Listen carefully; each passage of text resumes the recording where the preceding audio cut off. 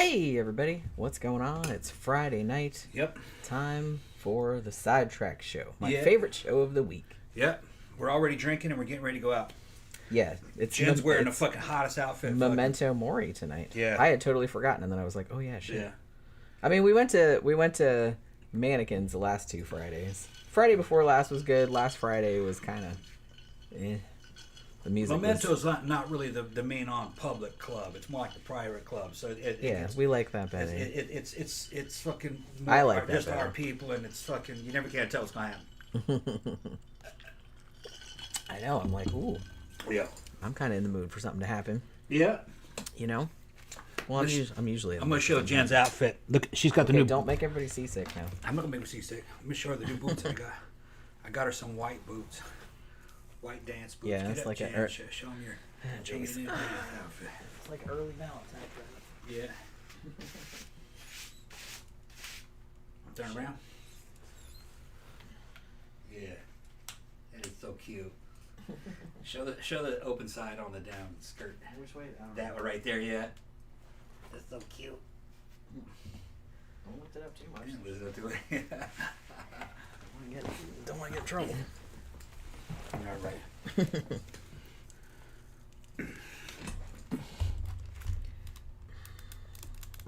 There it is. Okay. I'll get that out of the way because that's gonna be fucking with my All right. shit. So, me and Jen bought a new king size bed. The mattress is here. The fucking end tables are here. They got lights in them, fucking Nightstands, glass yeah. tops and shit. And we don't have the bed and the fucking the sheets and stuff and the curtains. But all Yeah, that's we bought like pretty much a whole new bedroom. A whole Like, new We got a bedroom, bed frame, a mattress, a Yep. new mattress. I got all the sheets, pillows, curtains, Yep. comforter, like all big set of that, and we got 2 nightstands Yep. that light up and have phone chargers and light and like weird vaporwave light in there. And I got the first big inheritance check showed up. They told me when I deposited it, they said no, it should be ready for withdrawal next day. So I was like, good. So I saw that post on my fucking online banking. We'll be ready 24 hours, tomorrow, next business day. I was, oh, great. A few hours later, boom, they put a fucking 7-day hold on it. Because that bitch was too big. Shit, bitch is 5 figures. And that was an unusual activity for them. And then there was all this stipulations. They said, don't bother our employees, okay? They don't have the right to fucking unlock it or whatever. It's going to be the 15th of this month at fucking 9 a.m. It'll be available to you. So That's what those bitches did to me. Thursday. So all the fucking car guys I was negotiating with are fucking pissed off. Well, I told them you're just going to have to wait. They all just want to sell, They want to sell now. I understand what they're in. I'm looking at 2 fucking sweet Cadillacs. One of them's an STS, the other one's I think it's CTS is what it's called. The CTS is like a fucking 4.0 turbocharged fucking, I think it's a 2014. And the other one is the STS. It's a 6-cylinder. It's bigger, more luxury feeling. And we like that one. It's a little bit older. I think that one's what, 2009? I think it's 2009. Yeah. It's got 150,000 miles on it, man, but it looks brand fucking new. Red with a leather cream interior. It didn't have the fucking full navigation package and all that shit that I wanted, but I can install stuff into it and upgrade it in the inside. But that bitch is fucking stylish. But I just want to get rid of that fucking Ford Taurus, man, and would fucking arrive in style, So you here in the United States, if you want a fucking good luxury car, used but looks fucking great, and you want a good deal on it, you go for a Cadillac. And the new Cadillacs are fucking sweet, man. I think that CTS is like a fucking it's like a hot rod. It's lighter than a Honda Civic turbocharged 4.0 rear wheel drive.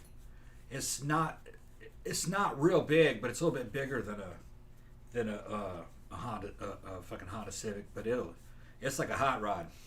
Pretty good. Pretty quick. I saw videos of guys fucking lighting the rear tires up on them. I don't want to do that though. I think I like the STS. What do you think? I don't really care either. You don't really care either way? No, I told you that both before. think they're cool? Yeah. I don't really care that much about what cars look like. I'm just kind of like, are they going to get me from point A to point B reliably and not kill me with gas? That's pretty much about the only thing I give a shit about. I think the STS is the bigger one. Probably the way to go because it's not turbocharged.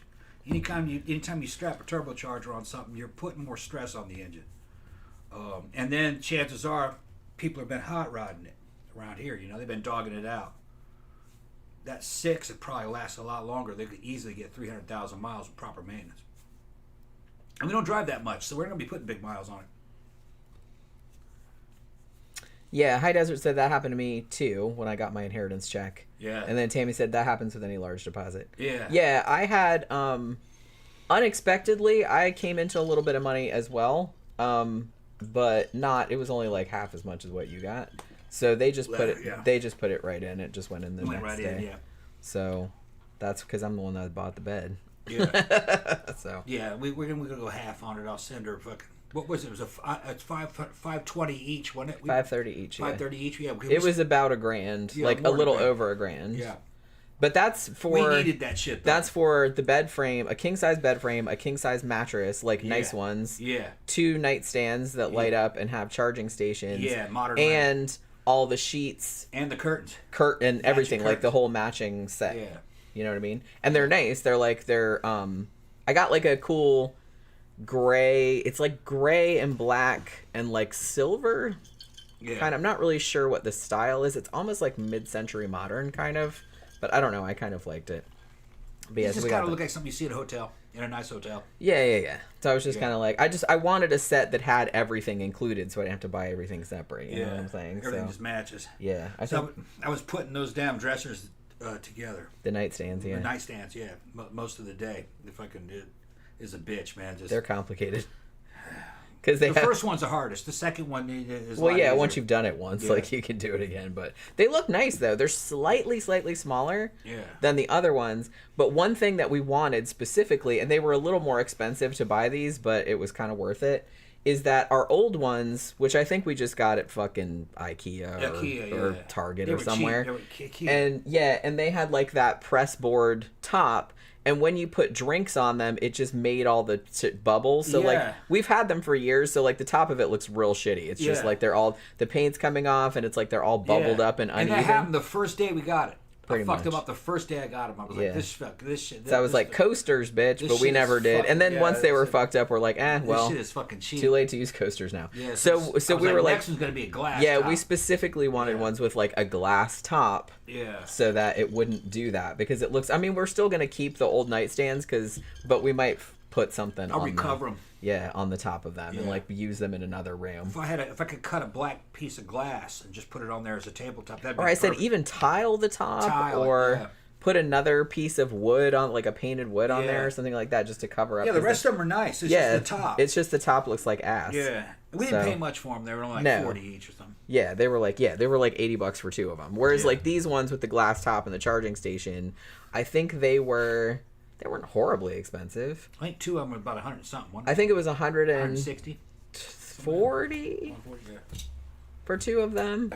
Yeah. Or something like that. They weren't horribly expensive. But like I said, and they light up. We just got that shit off Amazon. Yeah. Yeah, and then you download a free fucking app that controls all the lighting effects. They'll pulse. They'll go through all kinds of fucking pretty lighting effects and shit. You can fucking go to custom lighting. It's pretty neat, Just gimmicky shit, But it'll look good with that bed. Well, the bed has that too, doesn't it? The bed also has... I think it might.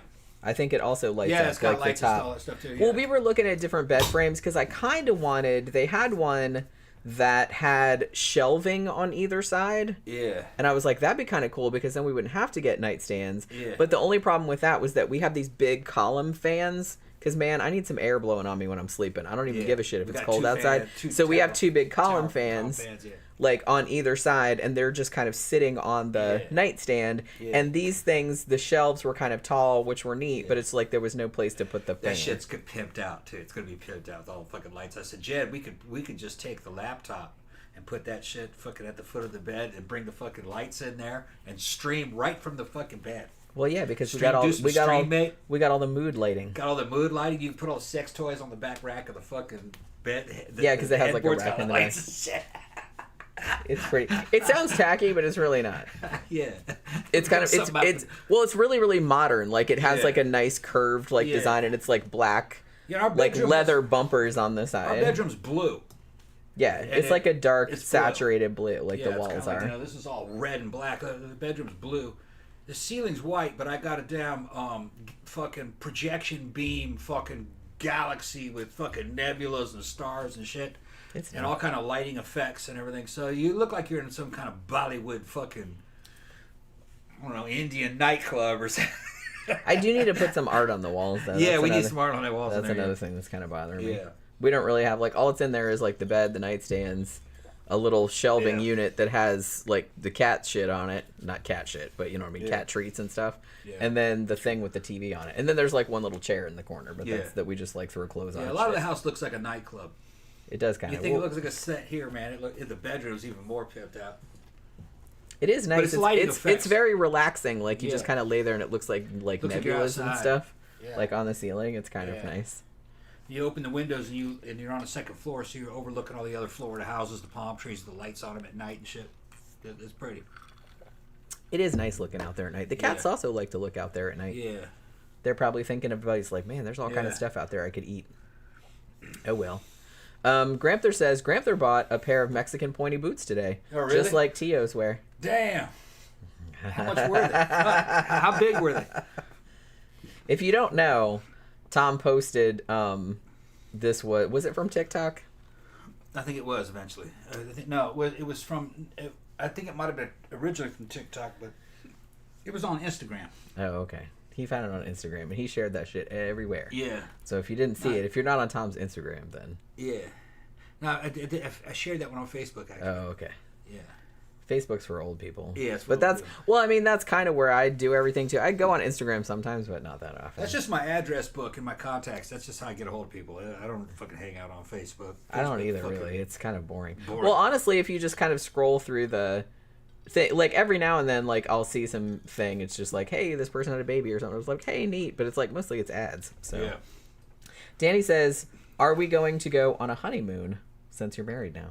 Well, I mean, we probably should, but eventually we got a lot of shit we got to buy. I know. Well, because we haven't had enough money to buy certain things for a long time. So then he came into some money. I came into unexpectedly, came into a little bit of money. And so we're just kind of being man, what's all the shit that like I said, our bed is broken. Yeah. And we got that secondhand. Yeah. And we've had that for years and years. Yeah. And it's just kind of and it's broken and it's just creaks. It's a fucked up old queen. Yeah. It's a fucked up old queen. Oh, queen. Yeah. It's you can't it just makes horrible noise every time you move on it, and it's just kind of we're kind of getting. It was actually a guest bed originally. It was, yeah. It was in the guest room of our old house. Yeah, and I threw the number. What was that thing called? A sleep number bed that I inherited from my stepdad when he croaked. Yeah, I got his fucking king sleep number. We get all kind of stuff when people. That shit was pretty good, but it started to fucking have a lot of problems. And it was old. It was old when we got it. Yeah, the wood started to warp in it and everything. Every now and then the mattresses would fucking deflate and shit. Always on my side. And let me tell you something. It's great. I'm gonna get a little bit adult here so the children can leave the room. When children can leave the room. When I mean, children should not be watching this show. We should put a fucking warning on it. A sleep number bed. Or it's foam and inflatable mattresses, and you can increase and decrease the hardnesses and everything. They were fucking really big, and you could jump up and down on one side of that king and the other side of that bed. That was nice because it was kind of two separate mattresses, which I liked. Right. They were great to sleep in. They weren't any good for sex. They were not. No.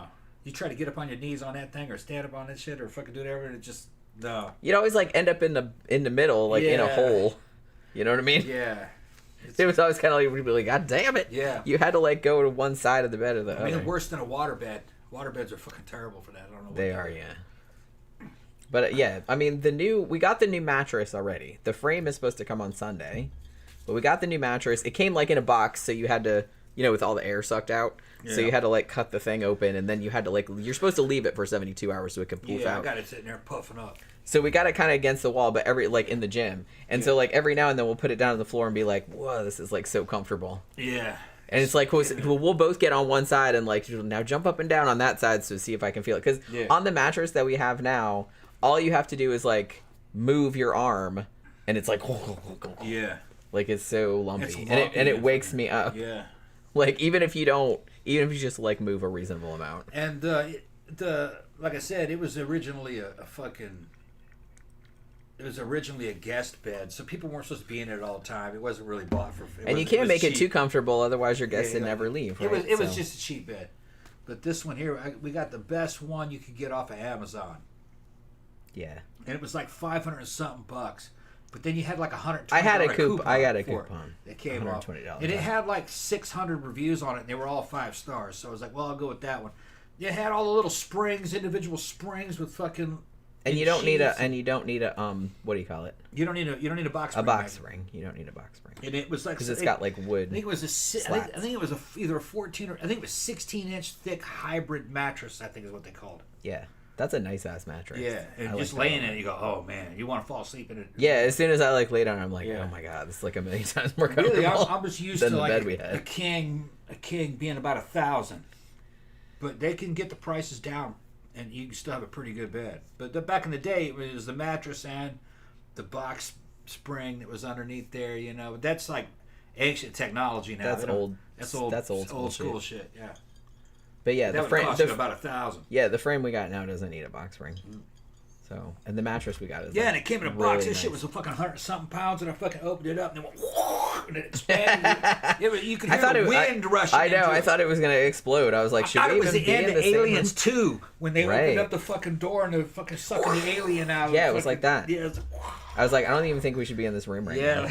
It's just kind of like bigger. It's just kind of like every time you use like the cats were going, what the fuck? What the fuck? Look at this thing. Oh no, it's getting bigger. Although later on when we laid it on the floor, Pookie was like, I saw her like pookling around like on the top of it, going, what is this?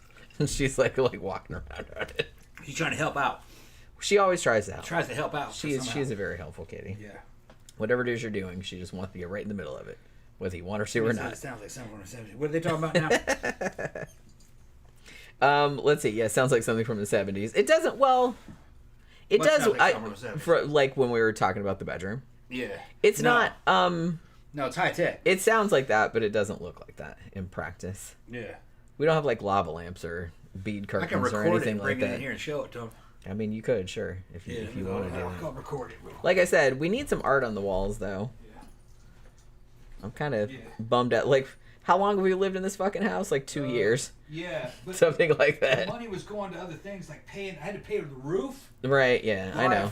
Yeah, we had so many other things that we had to pay for. That it's just... Then several thousand out front for landscaping. Yeah. So, I'm trying to build up the value of this house. Yeah, we didn't really have like a lot of like all the stuff that's in here, because you guys saw like when we used to stream from the other side of the room and you could see all the stuff in the background. Like all that stuff I had from before, you know what I mean? So this room is all pimped out, like with framed artwork and stuff. But we just never put any of it in the bedroom.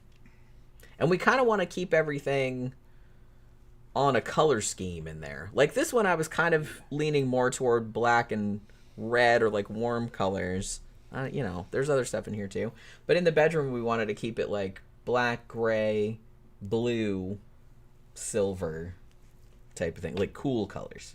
So we're going to have to we'll do some shit like that. Honestly, I could just get some frames and like print out some artwork that I like because I have a printer. And just print that instead of buying shit. Be a lot cheaper. Yeah, SideQuest here says Facebooks are for memes. Yeah, pretty much. It's just kind of, when I scroll through there, like, I guess it knows, like, the AI knows what you stop and look at. So, whenever I scroll through Facebook, it stops on, like, I get fuck tons of, like, funny cat videos, because obviously. Also, cake decorating videos, because I watched a couple of those before, because there's something really satisfying about those. And so now every time I scroll through there, I get like a fuck ton of like cake decorating videos. Because when I'm scrolling through, I'm like, ooh, neat. You know what I mean? So there's that. Also, people doing like, like weird, like nail art. Because I guess I stopped on a couple of those before too. Because I was fascinated. I'm like, man, look at that. I wish I could afford to go get my nails done. That would be really cool. I've never had my nails done ever. That's why they look so crap. Actually, tonight, I was going to, because I have a whole black and white thing going with the boots. I was like, oh, I have these really cool, like, fake, like, press-on nails that are black and white. And I was going to use those, but then, like, I found my nail glue, and it had opened, and it was all dried up. So I was like, okay, well, I guess I'm just going to paint my shitty-looking real nails, which were already blue, so I just, like, touched them up. It doesn't match, but oh well. Okay, I got the video. SideQuest here asked if we're still doing t-shirts. We can do them whenever. We still have screens and stuff. That's the living room. I can't see it. Is it even showing up? It's so dark in there. Yeah. Hold on, I'm trying to get it down. What am I looking? Okay, it's I'm getting a bunch of different reflections of the screen. That's the ceiling of the fucking bedroom. It's like a nebula. The kitties like it. They look like at it all the time. Either that or they're looking at ghosts we can't see. And I'm coming back out. Going back out into the living room. Showing you outside the window. That's the neighbors' houses and the little skyline that you see here. Motorcycle in the fucking living room. with the lights on. Yeah, a little bitty motorcycle. And then there's going to show you the cat on the ground, and then Jenny's closet, which is a walk-in closet with lights around the base of it. That's her closet. It's got a bunch of clothing racks. And then here's where we work. And there's Jen. There's Jen's sexy ass. My sexy ass. Yeah. Okay. Thank you very much. Gadgy3 gave us a super chat. Thank you very much. What did it say? Hi, guys. So sorry to hear about your dad, Tom. Yeah. Lost mine 20 years ago. Yeah. And my mom 7 years ago. That said, I'm getting...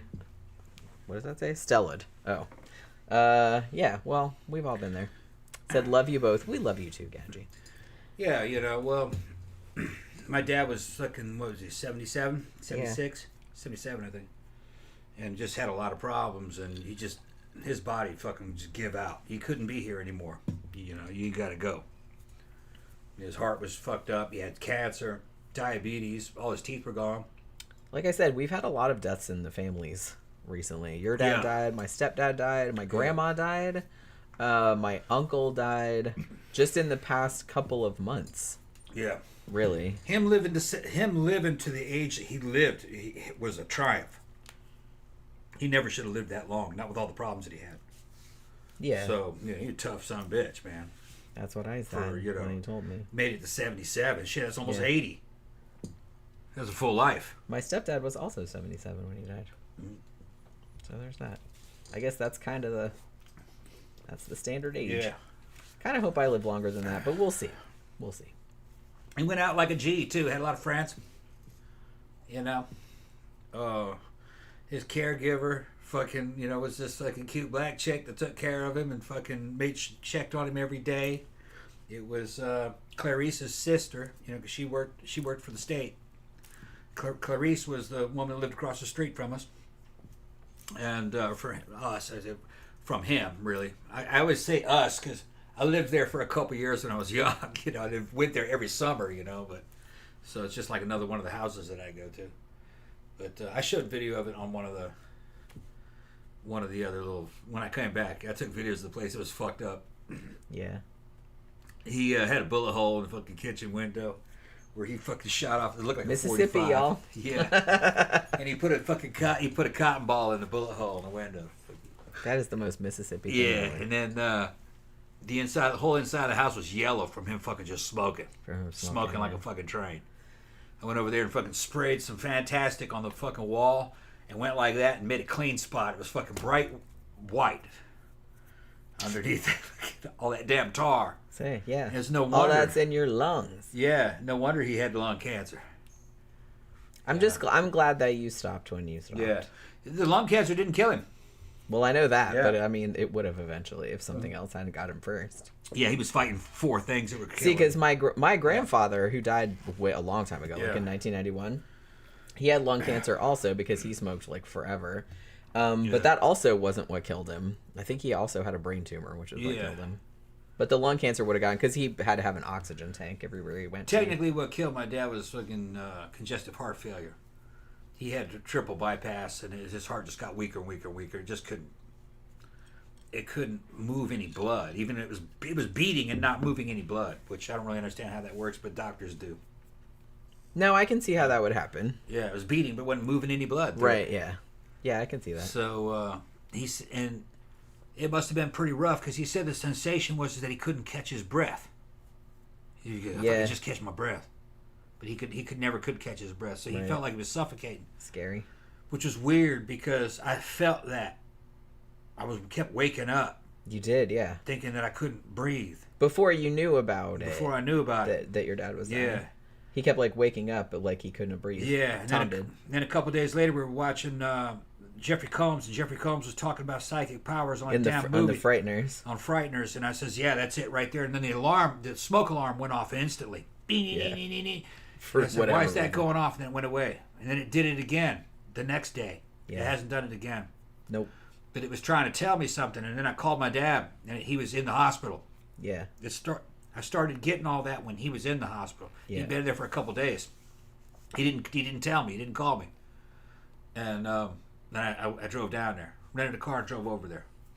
And I tell you what, I have driven to Mississippi from Michigan before.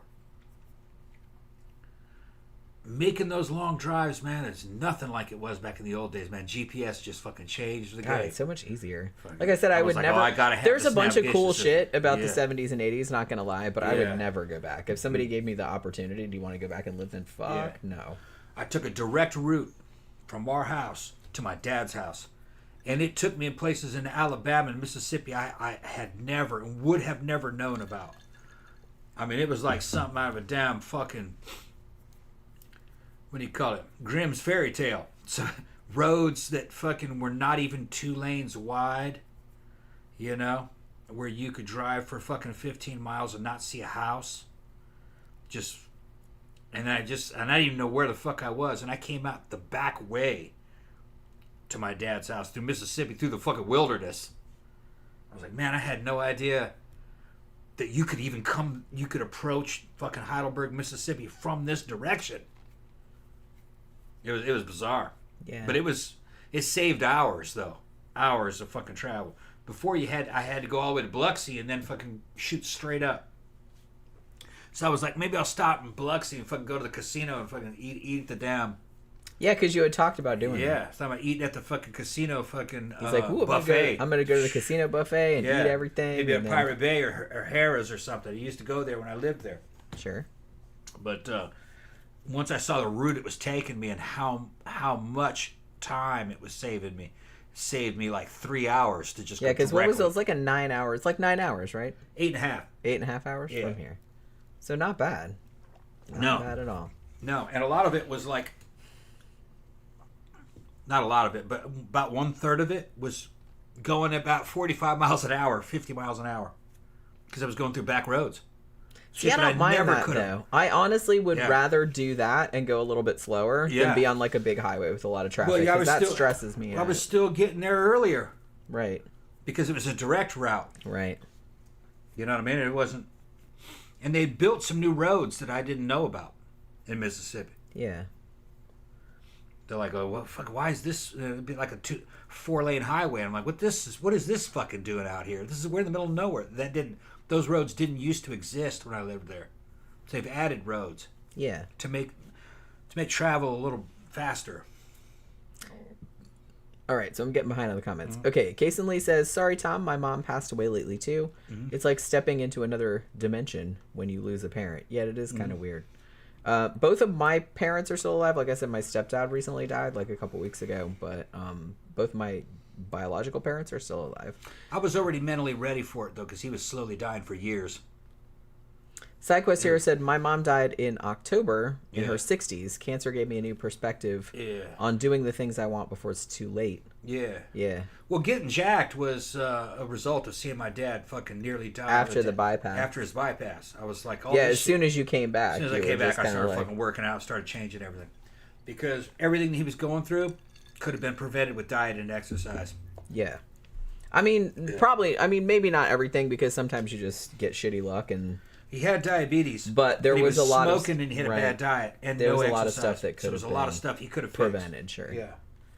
John Smith said, "My mother was a 3-pack a day smoker on a slow day." Yeah. So much I love smoking, man. I have no memories of her not surrounded by a smoky haze. I'm not racist behind cigarettes. Fucking, I love smoking. But I quite enjoyed it also, because I smoked for a while too. I never thought I would quit until I saw my dad fucking get that fucking triple bypass and fucking everything he went to. I was like, oh, fuck this. I went total health. Started to fucking eat a lot better, diet, exercise, hormone replacement therapy, steroids, everything. Yeah, he went all in. Everything. I mean, it was a real wake up call. Yeah. Like him seeing his dad in that condition. Yeah, and I know my health. And this was years back when he got the bypass. Yeah. And I'm stronger now than I ever was in the Army. I'm faster now than I ever was. I'm fucking 55. I could go back in time and beat my fucking 25-year-old self. I'd beat my 25-year-old's ass. Like, you know what I mean? If I saw myself at 25, I could beat his ass. No problem. And I'm sure you would probably want to. Yeah, maybe not. I wouldn't. I'd be you listen to me, motherfucker. But they never do, though. Yeah, you're too young. That's just... Well, see, that's kind of the hell of, like, young people and old people. When you get to our age and you see young people doing some fucked up shit, you're just like, man, I want to tell them, like, not to do that because you've been there. Yeah. And it's like, you know how that's going to turn out. But you also know you're also old enough and wise enough to know that they're not going to listen to you. Yeah. Because it's like, look, would I have listened to me? No. Now, my mom's side of the family got super good genes for longevity. My mom's parents lived to 100, basically. Very, very late 90s. I think my grandmother might have passed 100. And when you looked at them, they looked like they were 70. They didn't look like skeletons or anything. They just looked like... my grandma was like that too. She just died recently and she was 96, 97, something like that. Damn near 100, but they just look like a 70-year-old. You get to a certain age and you don't really... As long as you're healthy, you don't look any older. You stay about the same. But, I take mostly after my mom, really. Because I didn't get diabetes like my dad and fucking... So hopefully I can live a long time. You better. Yeah. Well, Jack LaLanne did what I'm doing. He lived to 96. I mean, like I said, unless you get like bad luck and you just get creamed by a truck or something. Yeah, cancer or some kind of disease. Yeah. Well, yeah. Like I said, we've known like fucking people in their 30s that got cancer. All of a sudden, it turns out you got leukemia or some shit like that. You never know. Like I said, nature doesn't give a shit. John Gore said, my dad's on his way out. We had a pretty antagonistic relationship since forever. So, yeah you know. I was actually relieved when my dad died. Well, he was in a lot of... I mean, he was suffering. Yeah, and see, a lot of the uncertainty went away. It was certain that he was going to die. I just didn't know how he was going to die or when. You know, once I was there... we were, like I said, after he got the bypass, we were just waiting for the phone call. Right. Like, and he lived another several years after that, but we never knew. Like 6 years. It was something like that. But I was with him when he died. I knew how it went down. It wasn't a bad death. He was surrounded by people that cared about him. You know, so... And he was checking out anyway. He knew he was dying. I didn't tell him he was dying. I said, no, man, you're going to be fine, man. His number's getting better. I was lying to him. He knew, though. Yeah, he knew. So you're going to be all right, man. I'm here. Fucking, you made you think... No. He couldn't talk too well. He looked at me and he goes, you mustered up. I said, yeah. And I said, yeah, I got this. He goes, yeah. Looks good. He liked the fact that I was bald. Yeah. That I had the beard. He thought that looked great. Because he hadn't seen him. Yeah, he hadn't seen me. Without hair. Yeah. Because the last time you were there, you had he was bald and had the same thing. Yeah. So... It's been... I only met your dad in person one time. And that was... How many years ago was that? Remember he came for Thanksgiving. Mm-hmm. He came to our house in Sanford for Thanksgiving. 8 years ago, 9 years ago? Yeah, it was something like that. Yeah. That's the only time I ever met him in real life. Yeah. And he was looking frail. Even back then. Yeah, he was looking for back then. I mean, he had a lot of problems. I mean, he's a small dude. Like, anyway. He got smaller. He was 5'6", but when he died, he's probably 5'3". Yeah. He'd gotten real small. And just, he probably weighed, when I saw him on his bed there, he probably weighed about 130 pounds. You know. So, you know, he fucking skinny. Skinny and little. Yeah. SideQuest Hero said, I started smoking in the army and I've been trying to quit for a year. Quit for a few months and then start again. Tom stopped vaping when he started vaping. Yeah. Immediately. Day I started vaping. I know it doesn't work for everybody, but it worked for him. And I was shocked because you had smoked for, 30 years? Yeah. And you were 25. Like, I like smoking. I don't really want to quit. Yeah, I ain't stopped smoking. But, yeah, you were, like, real cranky about it. Yeah, I started vaping. I said, I like this. The day he started vaping. Yeah, I liked vaping. He was like, I don't need cigarettes anymore. Fuck. And he didn't smoke anymore, ever. Which is crazy. I started getting bigger and bigger mods. I was even using mechanical mods or he was super into it. Mech mods with no computers. Then I was doing fucking the mods with the computers. You could control the wattage. All this fucking high-tech shit that they had back then. I was making my own e-liquid. And the more fucking powerful that mod is, the weaker the nicotine content, because if it's high, it'll just burn your throat. He just like worked down. Yeah, so it went down about 2%, and I was vaping 2% for, I don't know, maybe about 6. Once I got a big mod, you go straight to 2%, and I think I probably vaped that for about 6 months, and then I got to where I didn't notice between 2% and 0. Yeah. So I said, fuck it, I'm not gonna put the nicotine in it. So I just was making my own e-liquid. Yeah, just different flavors and different flavors and stuff. And I must have vaped for about 2 years. And then all of a sudden I realized that I got sick of carrying that fucking mod around. Yeah. And I said, I'm gonna leave it here. And I'd go out and not miss it. And not think about it. Yeah. That's the same thing that happened with me. Yeah, it was like, oh yeah, and then I'd fucking pick that thing up and go, you know what? I'm not really getting anything out of this. And I'd forgot all about it. Yeah. Forgot all about vaping. So if you want to quit smoking, you vape. Worked for me. It kind of, I mean, it worked for me too. Yeah. I wasn't like, I hadn't smoked for 30 years like you had, and I started later in life, but I had smoked for probably 7-8 years, and I still, every now and then, I'm just kind of like, I'll smoke a clove or something, like while I'm out, like drinking and stuff, but I didn't smoke for 30 years. I smoked for about 20. Oh, okay. 25. I didn't really think about it, like, other than when I was out drinking, you know what I mean? Like, I didn't think about it in the house or anything. I don't think about it at all now. Yeah, that's what I mean. It just never occurs to you. But for a while, we were like real into the vaping thing, and then we both had really good mods and everything. And then like after a while, like I always had mine like on my desk at home, and then I realized I was going like days without actually thinking about it. Yeah, like without really. And I still like to vape. I see my friends fucking, and he'll be vaping something and he'll smell good. And says, "Let me get hit off that," and I'll fucking. Like that and fucking cough my ass off. And I can't vape anymore. So that was good, man. But fucking man, I hadn't vaped a lot. They'd be laughing. I can still smoke a clove. Damian. I'll fucking hit off Damian. I can still smoke a clove every now and then, but I can't vape. It just makes me cough now. Damian will have some fucking killer like Thai soup fucking. Man, I still wish we could find that soup flavor. Fucking that was the best vape flavor I ever tasted. Or some crazy shit like it tasted just like Thai coconut soup. It was delicious. Yeah, or fucking, some shit like fucking. That was a friend of ours. Tropical like a long Fruit time ago. Loops. See, I don't like the fruity. You like those, but I don't. I actually liked the strawberries and cream type flavors. Yeah, that one was good. Unicorn milk was probably the best. Yeah, and that was good too. And but there was also I liked the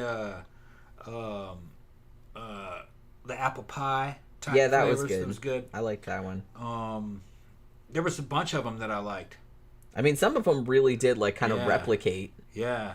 There were some chocolate ones that were pretty like you've got some cheap ass ones that just tasted like chemicals, but if you got like a good one or you made it yourself, like you could make ones that really actually tasted like the shit. It was just like Willy Wonka, where they had the gum and it tasted like a full like 3-course meal and everything. Yeah, and it was just like that. I was vaping hard, man. Fucking, I did exhale huge fucking clouds of that vapor, and you did that on the show like back in the day. Yeah, people would complain about me making all that noise. Yeah, well, I don't give a fuck. You make all kind of noise. Yeah. I was a fucking heavy smoker, and vaping was a great substitute. And within a couple of years, I didn't think about vaping or smoking.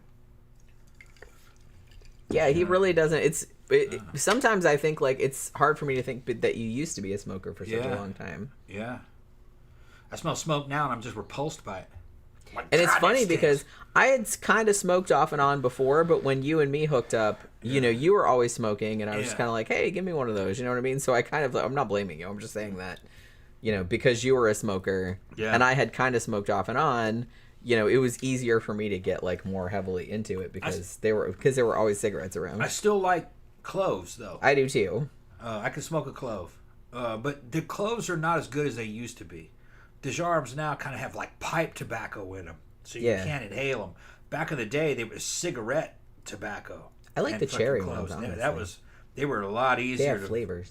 They were a lot better to smoke. But those are kind of like a, you know, when you go out, like an occasion type thing. Yeah. Like, ooh, I'm gonna take I'm gonna get one. Smoking a Dejarms. Yeah, like we don't smoke them at the house because it's not. It's like I said, that's more of like an occasion thing, like when you're out drinking. High Desert said, I agree, I wouldn't go back either, like to the 70s or 80s. Yeah, no way. No. It's just not, like I said, there was some cool shit about it, but it's just, everything was so much harder. All the good shit from the 70s is recorded. You can go back and watch it. Exactly. Fucking old movies, old porn or whatever. That shit's for free. Fucking the cars are still out there. It's just so, everything is just so much easier. Everything is like so much more available. 70s cars are kind of glamorized because of the old action movies like Bullet and everything. But if you were to go back and actually drive that 70s car, they were slow. Though even the muscle cars were basically slow. They didn't handle well. But if you want to drive a 70s car and you want to drive a 70 cars fast, they have resto mods where a person has taken an old fucking Mustang and put a modern suspension and a better motor in it, like out of a fucking 4.2 or 4.6 or whatever, and they're just much better, you know, because people forget how much old-fashioned 70s and 80s Ford thermostats were. They went out constantly, and you were fucking constantly having radiator problems, and the hoses would fucking break. They weren't proper hoses. There was a lot of problems with 70s vehicles that people forget about. But like I said, in the modern era, if you wanted to have a 70s car, you can get a 70s car together that would have never existed in the 70s with modern execution. That's a lot better car now than it ever was. Modern shocks and modern brakes with a modern fucking drivetrain and modern radiators and modern radiator hoses and shit, you know. Fucking really improved those cars because they were cheap when those cars were cheap back in the 70s. They were made out of cheap shit. American ones were. People forget how low budget those were. Some of that shit, some of those Camaros were glued together. The firewall was kind of stapled together, and fucking they were using glue. They were never meant to be fucking disassembled. I kind of feel like when people talk about the good old days, and it's like, oh man, like stuff was so much better in the 60s or 70s or something. It really was not. Like all the houses they built, all the cars they built, they were cheap and shitty. Cheap and shitty, yeah. Cheap and shitty carpet.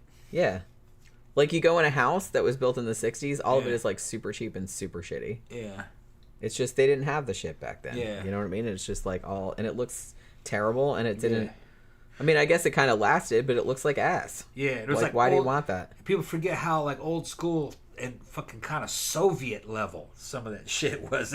The clothes are fucking Well, it's hilarious to me because every time, because we watch, I've kind of gotten obsessed with that. Is it on what's that? What, TLC or whatever? That show Hometown? Yeah. Because you kind of turned me on to it because it's set in Laurel, Mississippi. Yeah, it's where my family's from. Which is where your family is from. Mississippi. And some of the houses on that show you recognize because you're like, oh, I know the family that lived in that house. Yeah. Because they always give like the history of the house when somebody's buying it. And I don't know who lived there. Yeah. And they you know, the couple, the Napiers that do the renovation are super cute. Like I love them.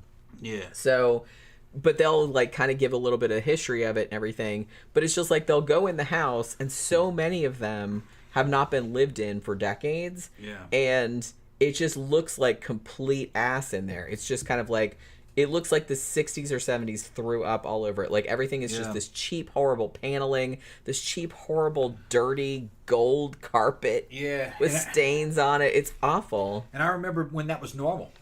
Yeah, like, everybody had that. Everybody had and the shit about it is that when they go in the house, like, before they renovate it, and I'm just kind of like, oh my God, I remember that carpet. Yeah. I remember that couch. That kitchen. I remember that couch. Yeah. Like, everybody had that. Yeah. You know what I mean? It's crazy. Yeah, the one that I remembered specifically was the Key house. And that was Peggy Key's house. That was... Yeah, and they said that on the show. Yeah. Because you were like, oh my God, we know. I know that. Key's house. Yeah, I've been in that house. I posted a video where somebody bought it and they fixed it up. I'm posting a video a couple months back when I was in Laurel, and I'm sitting in a car recording what looks like a damn jungle, and I'm in a cemetery, and I'm fucking recording across the street, and I'm saying this is where David Key's house used to be, but it burned down.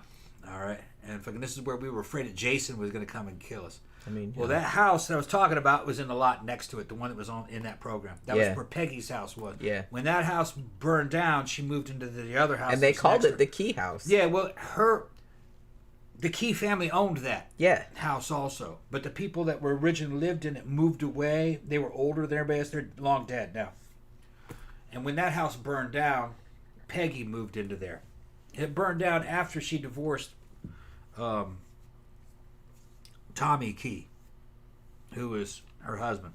And their son was David Key. He was like my cousin.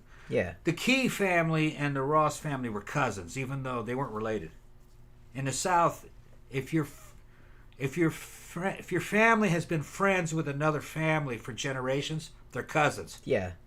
They don't really make the distinction. They don't make the distinction that they're like in-laws.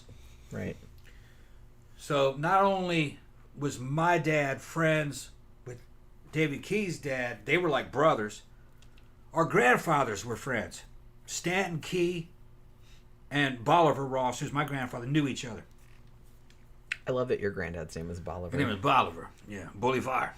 Yeah. I have French and Spanish names in the family. Most Southern families down there do, because it was Mississippi was heavily French and heavily Spanish too, because it's near Louisiana, in New Orleans. It's only a few hours away. All right, I got super behind again on the comments. And I got Cajun cousins, and they're all gingers, ginger Cajuns. They gonna make you some boudin? Yeah, get some boudin. I don't want to hear that. Yeah, get some etouffee. Well, I'll eat that. Pistolet. I'll eat that too. Yeah, and they're all what's called coon ass. Coon ass. People get mad about coon ass. Coon ass is not some racial slur. Coon ass just means Cajun, and it's from the French word. We think they're not 100% sure. It's from the French word counasse. Counasse means whore. I'm not sure that's any better. Counasse. It seems to have something to do with World War One, where French Cajuns were in France during World War One, and the French were calling them connaisse, whores.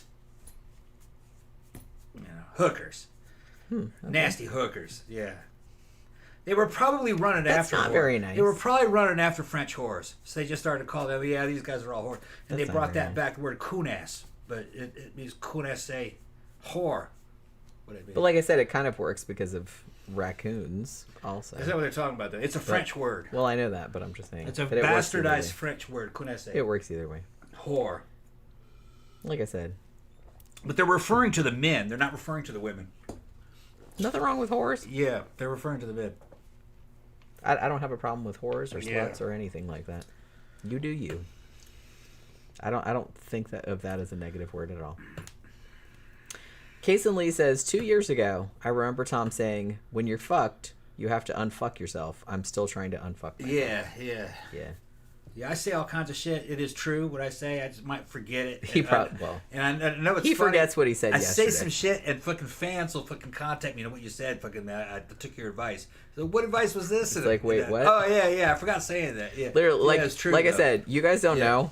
Yeah. Like, well, and I don't remember a lot of the shit we say on the show too. Not just because we're drunk, but because we've done so many.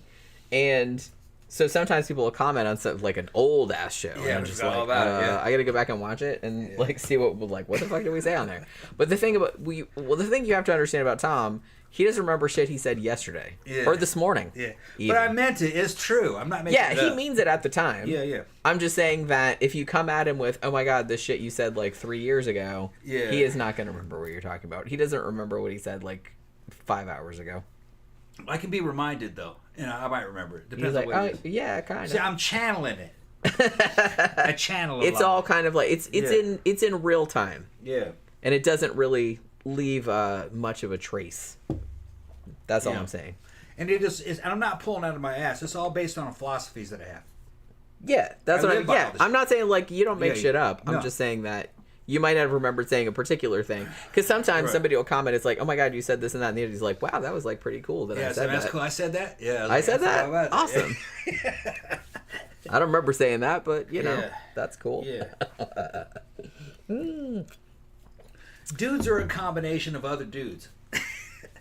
A lot of things that fucking, I tell you, it's because I learned it from other dudes. I either learned it in a service, or I learned it in a club, or I learned it by reading, and I fucking listened to other dudes throughout time. I listened to Musashi. I'll listen to fucking Niccolo Machiavelli. I'll listen to fucking Friedrich Nietzsche. I'll listen to fucking Arthur Schopenhauer. I like philosophies and stuff. I haven't read it in a long time. You get to the point to where you're like, I don't want to listen to philosophers. They're full of shit too. Just because that was a scene unto itself. The dude's sitting around thinking about shit. Everything is a scene, yeah. But then now in the modern era, we're not restricted to books anymore. I fucking love social media and YouTube and fucking listening to other people's videos and guys that have I'm a huge admirer of Wang. His show's fucking great. He just digs up some crazy 90s internet fucking legends that I remember, like, oh yeah, or he'll talk about shit that I remember the era, you know what I mean? But I'm getting nostalgic over something that happened in the 90s, just the ancients could not imagine the world that we're living in now. I really don't think anyone could. Yeah, no one could. It went like way off in another direction. Yeah. So that's something that you have. It's good to listen to the ancients and to the old legends that come before you. I'm a big advocate of just like reading and learning everything you can from everything. But it's just kind of like, some of the thing about it is that I think people get too wrapped up in this person being an authority, that person being an authority. Yeah. It's like, dude, they lived 2,000 years ago. They didn't know shit about shit. They didn't know shit about shit. Well, they did know some shit, maybe, but it's just kind of like mostly, it's not mostly applied to the time they were in. Right, like the context of nowadays, they would not. Right. I'm not even sure they would understand the context of what was going on. Yeah. But there so you can't put too much weight in it. Yeah, right, exactly. Everything's temporary. Sure. Okay. These dudes were only on top of the game in their era. Some of the shit, if you were to move them to today, they'd be average guys. They would. They'd be like, "What the fuck's going on?" But they had it down. And they said some fucking wise shit, or they had some skills that really applied to the time in which they're in. Like if you read Musashi, there is some stuff about Musashi that can translate to today's world. Okay. A lot of the darker stuff fucking apply. I mean, some things don't change. Some things don't change. That's true. Right. Like Musashi would say, look, you should be a criminal of purpose or on purpose. We don't know. Get locked up. Go to prison. Get yourself out of that prison. Don't tell by your own means. You can't say that to a normal person today. But he says you have to be a man that goes where other men fear to tread. You should know the ways of all men. On both sides of the law. You should know the way of the fucking investigators and lawyers and architects, but you should always also know the ways of men who are assassins and fucking gangsters and criminals. You should know how they make money and how their system works. He's saying you should know everything. You should be well-rounded. You should be well-rounded. Right. That's a fucking great advice. Okay. But when you're talking about Musashi says you should learn to be homeless and how to sleep on the ground underneath the fucking stars at night, having no plan for the future and no food. In other words, he says you should reduce yourself to an animal and learn to survive. Well, I get it. I get where he's coming That's from. all shit that I did a lot of that time just by accident. It's like, yeah, you do learn from sleeping on the ground at night and then fucking not having any food or any plan for the future, you know. That's all military type stuff is what he's talking about. He's saying get hard, you know, harden up. Learn to be independent. You don't even need a society to support you. All great advice. If you want to walk the path that Musashi walked. He was a killer. All right. He killed over 100 dudes in fucking sword fights, you know. The skills he's talking about applied to his life. It's not going to apply to a 16-year-old girl. She's not in that world. You know? Yeah. So let's not convince 16-year-old girls to become like serial killers, or become killers, and fucking learn how to fucking deal with gangsters. Like that. Right. Well, the thing is that the context is different. Musashi was a yakuza though. He was a yakuza. Well, like I said, it was basically the context of the time. It was the context of the time, right? Like you could do that shit back then, and okay. No, you couldn't do that back then. You were a criminal back then, yeah. But it was a completely different framework back then. Completely different. No, it wasn't a good thing to go to prison. It wasn't a good thing to become a killer. Well, no, I didn't say that. Right, yeah. I'm just saying that it didn't have the same context as what nowadays. It would be today, it would be join a drug cartel. Kill dudes. Go to armies. Join any armies you can find. He says become a mercenary. He says join armies that you know are going to lose and try to help them win and escape with your own life. This is very fucking high testosterone, high risk behavior. All right, this is behavior that gets you killed. You tend not to survive it. Hey, take shot of the gene pool, so win-win. Yeah, but the thing is though, is that in Musashi's fucking case, he survived all that stuff, and he became probably like a 1 in a million guy. Well, you know? Yeah, at least. Yeah. Now, what ended up happening to him is that he realized that he could walk away from all that. He was probably one of the very few dudes that did. He got to the point where he says, "This isn't really satisfying." So he learned, and he essentially became an adult as an old man. Wow, took him a long time then, didn't it? Well, to figure shit out. I wouldn't talk shit about him. You know what I mean? He was successful. He wrote a lot of books, and he was respected and taught a lot of stuff. It's philosophy, warrior philosophy. Yeah, I know. I get that. Yeah, he was a mercenary and a soldier. I get that. Let's see. I got way behind on the comments. Let's see. And then SideQuest here is talking about benzos that the VA put her on. And Victor said diet and exercise can prevent a lot. Yeah. You would be surprised how many, because, he's a nurse, if you don't know. You'd be surprised how many diabetics get their leg amputated and still don't change anything. Yeah, well, that was and happening. then lose the other one. It's crazy. Yeah, my grandmother. I mean, people, they get, especially if they're older, they get, like, really set in their ways. There's a certain kind of person that has never really had any physical exertion at all. If they get tired, they go, well, this isn't right. This must be bad. So they don't go into physical training, like weight resistance or fucking running or anything. So they stay sedentary. Being sedentary kills you. It fucking vastly reduces your lifespan. And I think being sedentary actually causes fucking diabetes. I think it's not the other way around. Diabetes doesn't make you sedentary. I think being sedentary can cause diabetes. I think diabetes is a side effect. It's probably genetics too, and diet. Well, yeah, it runs in families. Because they always used to check me because my dad has it and my grandfather had it. Yeah. So they're always kind of like keeping track. But as far as I know, I don't have it. But so. I bet you if you take that same person that has those genes for it, but if you give them a good diet and a lot of exercise, they probably never develop it. It does help. I mean, it doesn't hurt. I have a feeling that it's a response to fucking. I mean, like I said, genetics can kick your ass. Like even if you live like a completely awesome life, but it makes the chances better. You'll stave off a lot of stuff. John Smith said my grandfather is still alive at 108. Yeah. God damn. I think the oldest I've ever heard of is 116. No, I think the world record is maybe 121. Oh, it's 121 now? Okay. I thought it was 116. And honestly, like, I don't think they're still alive now, but I think that was kind of like, and for a long time they were kind of, well, the Japanese live a really long time. Yeah. A lot of that's diet. Yeah, I think that's what it is. Yeah. They don't get fat. They keep the weight down. They eat a lot of fish. They eat a lot of rice too, but it doesn't seem to affect them in the same way, I guess, because they've been eating it for so long. Like if I ate that much rice, I would weigh 400 pounds. I saw the explanation. Yeah. I know what it is. What it is that the Japanese have a gene that allows them to produce a lot more insulin with not doing the amount of damage that it would do to a Caucasian or an African-based person.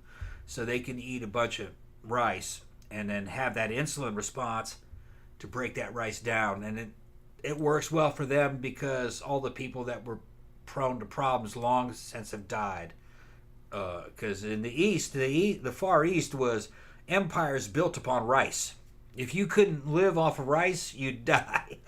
You were weeded out of the gene pool. Well, they can eat lots of rice and not have a problem. And not get fat. But whites and blacks in the West, and Hispanics, not so much. Not so much. Indians, not so much. That was a Japanese, Chinese, Korean thing, you know. But they're also low body weight.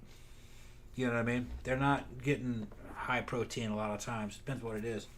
Although I've seen they got some new people coming out of Korea that are in those gyms working out, probably taking tests and shit, and they're getting big.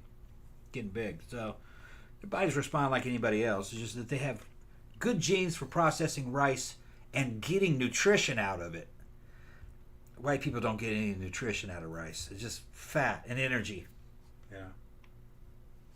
All right, let me see. I got to catch up because I've been like neglecting all the comments. Oh my god, I'm so behind. Okay. Zach showed up. So hi, Zach. I know this is very late. Talking about vaping weed, stuff like that. Zach says he likes the smell of cigarettes, but I'm also someone who likes the smell of gasoline. I also kind of like the smell of gasoline. Not me. I don't know. There's something kind of, it's bad, but in a gives me a headache way that's kind of like, kind of. John Gore said the smell of rubber cement always takes me back to my art school days. Yeah, me too. Man, I remember all that stuff. I remember that paste too, that white paste that they would scoop out of the thing and they'd put it on like a brown napkin in the middle of the table in art class, and some kid would eat it inevitably. And let me see, they're talking about flavored vapes. That was like going back a long time ago. And Zach says, I actually love the look of some 70s fashion. Some of it is actually cool. You could wear it nowadays and like nobody would bat an eyelash. You know what I mean? It's like, I think the natural makeup type look a lot of women had back then is really pretty. Yeah, and I think that that's kind of made a comeback a little bit. I was into, being an impressionable young boy back in the 70s and finding Penthouse and Hustler magazines and shit. I was in the woods. In the woods. I was like you did back then. Yeah, they were hiding them in the damn fucking bean bag and shit. So much porn in the woods. Yeah. That's so funny. I was into tan lines. I thought we talked about that on shit. Wednesday night's show because it was a whole Miss Tan Line competition, and I'm just like, oh my god, Tom would have been like... Yeah. I still like tan lines. So about that. And that's so out of style. It is kind of like I always thought it was like kind of tacky looking. I like shit that's tacky. I know you do like tacky shit. He's like I said, he's trying to buy me. He's like on Temu or whatever, and he's like, look at these underwear that are like the Juicy Fruit logo, like with Juicy Fruit across the ass. I'm just kind of like, really? They're like lime green and does shit. Does that look like some shit that I would wear? I was like, if you really want me, wearing that shit for long. Well, I know that, but I'm just saying it's like.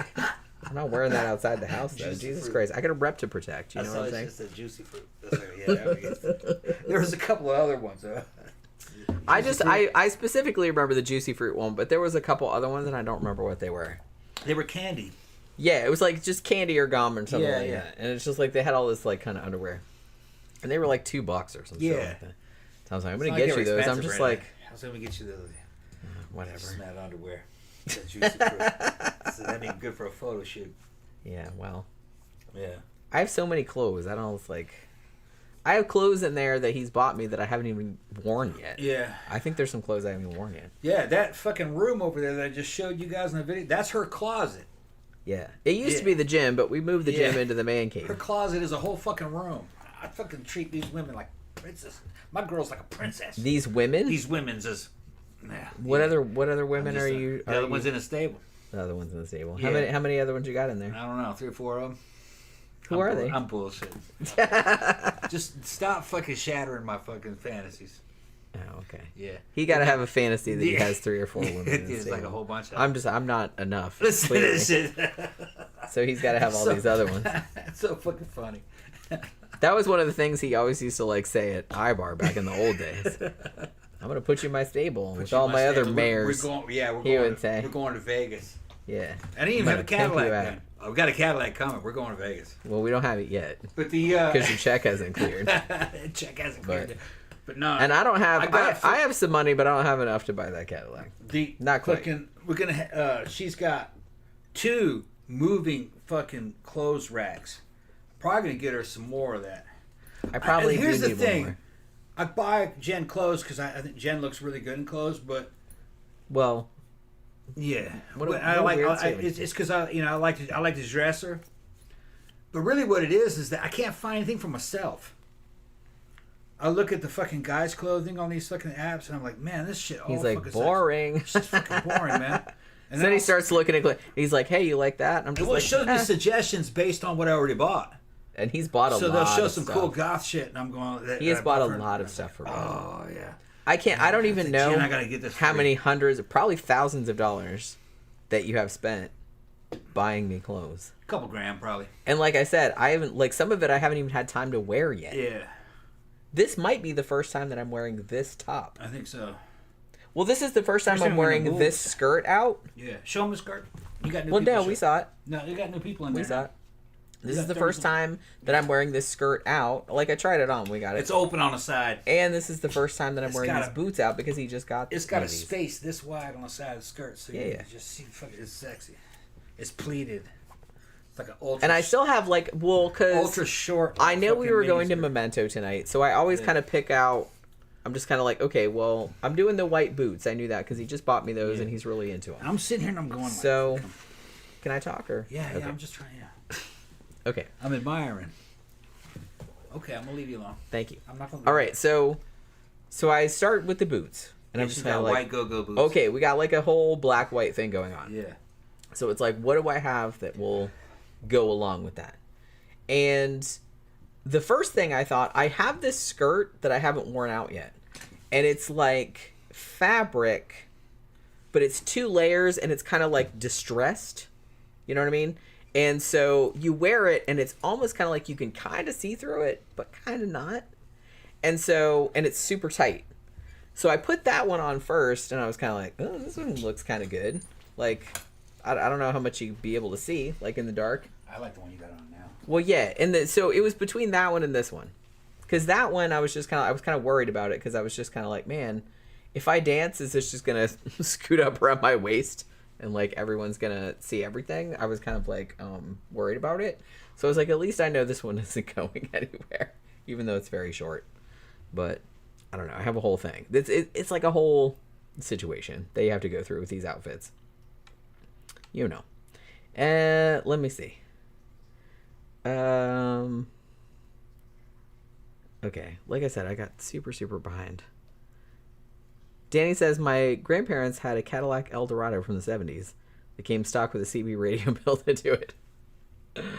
I can't remember. Like I said, I learned to drive in my grandfather's Cadillac. It was brown. Well, he had several. He had like a brown one, and he had one that was like cream colored. And because it was the 70s, I don't remember the year the cars were. They were early 70s. And the cars were fucking massive, man. It was just kind of like a fucking land yacht. So I learned to drive in the brown one, but I don't remember if it had built-in CB radio. It probably did. I feel like that was something that it would have had. My dad was super into CB in the 70s and 80s. He was all about that. I can't remember what was his handle. God damn it. Oh, I remember. His handle was Fig, because his middle name was Newton. So he was like Fig Newton. Yeah. How did I just fucking remember that? I hadn't thought of that in years and years. But yeah, he had like a CB handle and stuff. He had a CB radio in the house when I was growing up. I'm pretty sure that was his handle. It was either Fig or Fig Newton, because his middle name was Newton, like I said. His first name's Edward. You know what happened to my hat? Is it in the car? It's probably in the car. You always leave the hat in the car, and then you always ask me where it is. Walking around with my down. Look at you. All right, I'm going to the bathroom. Okay, yeah. And I'm gonna make another drink. No, it's too late. So no, it's not late. We still have we got 15 minutes. No, we don't. We have like an hour before we have to go anywhere. Really? Shit doesn't open until like 10. So we leave at 9:30? Yeah. Oh, okay. I thought we'd leave now. No. What the fuck? Damn. You all see that? Jeez. Probably. Your fucking ass is looking great. It's getting fucking big. I like it. It's getting big around. Keep working out. See what everybody's talking about. Victor's here. What's up, Victor? What made you gay today, bro?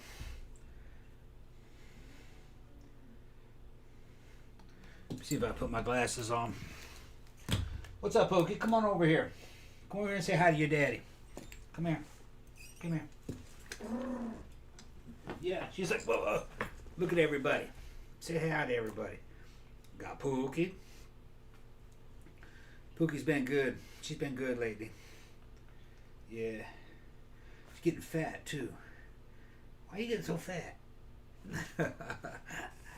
Go ahead, jump down. Okay, so let's see what everybody's doing.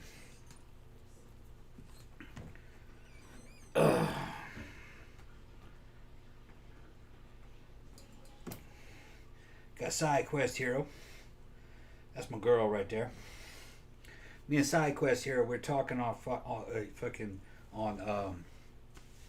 Instagram. She's a Army girl, ex-Army girl veteran. She's an intel. She was at work today. She sent me a photograph, a little fucking screenshot of her at work. She's a repo girl. Her and her partner run around repossessing cars. And she showed me the fucking scanners and the fucking sensors in the damn car. The cars can pick up all the license plates around them and tell you fucking what car has to be repossessed. All kinds of information about the people. I was astounded of what the technology is like right now. When you're just driving around, that cop's not even looking at your license plate probably. The cameras are. And the cameras are fucking feeding him data about what to do. This guy's got a warrant. Or this one fucking, hasn't fucking renewed the license plate. So it's not like it was back in the old days where it fucking depended on the eyeballs of the cops. The fucking sensors are fucking giving them all the information. It probably tells you where you live, all your fucking your whole history, fucking tickets.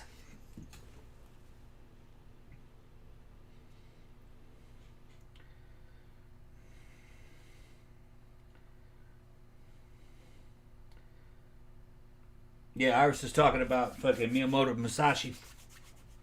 He was a Ronin samurai, but he was also kind of a fucking outlaw too. You might want to. You maybe could call him a yakuza. Well, hey, Pookie. Which is just an outlaw gambler. Type. Look at her sitting by the chair. Where'd she go? She ran over there. Okay. I'm sorry, baby. I didn't mean to disturb you. Didn't mean it. Okay. She's loving on Spock.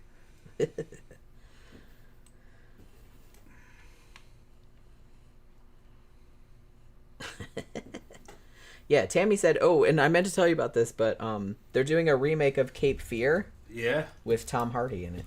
Oh, yeah, it's going to be great. Oh, fucking. Is he going to play the bad guy? Yeah. Oh, fuck, yeah. Hell yeah, we need to see that. I'm already gay for that. Yeah. Okay. You hear that, everybody? I'm already gay for that. You promise? If Tom Hardy's doing that fucking role, I'm up for that shit. Yeah.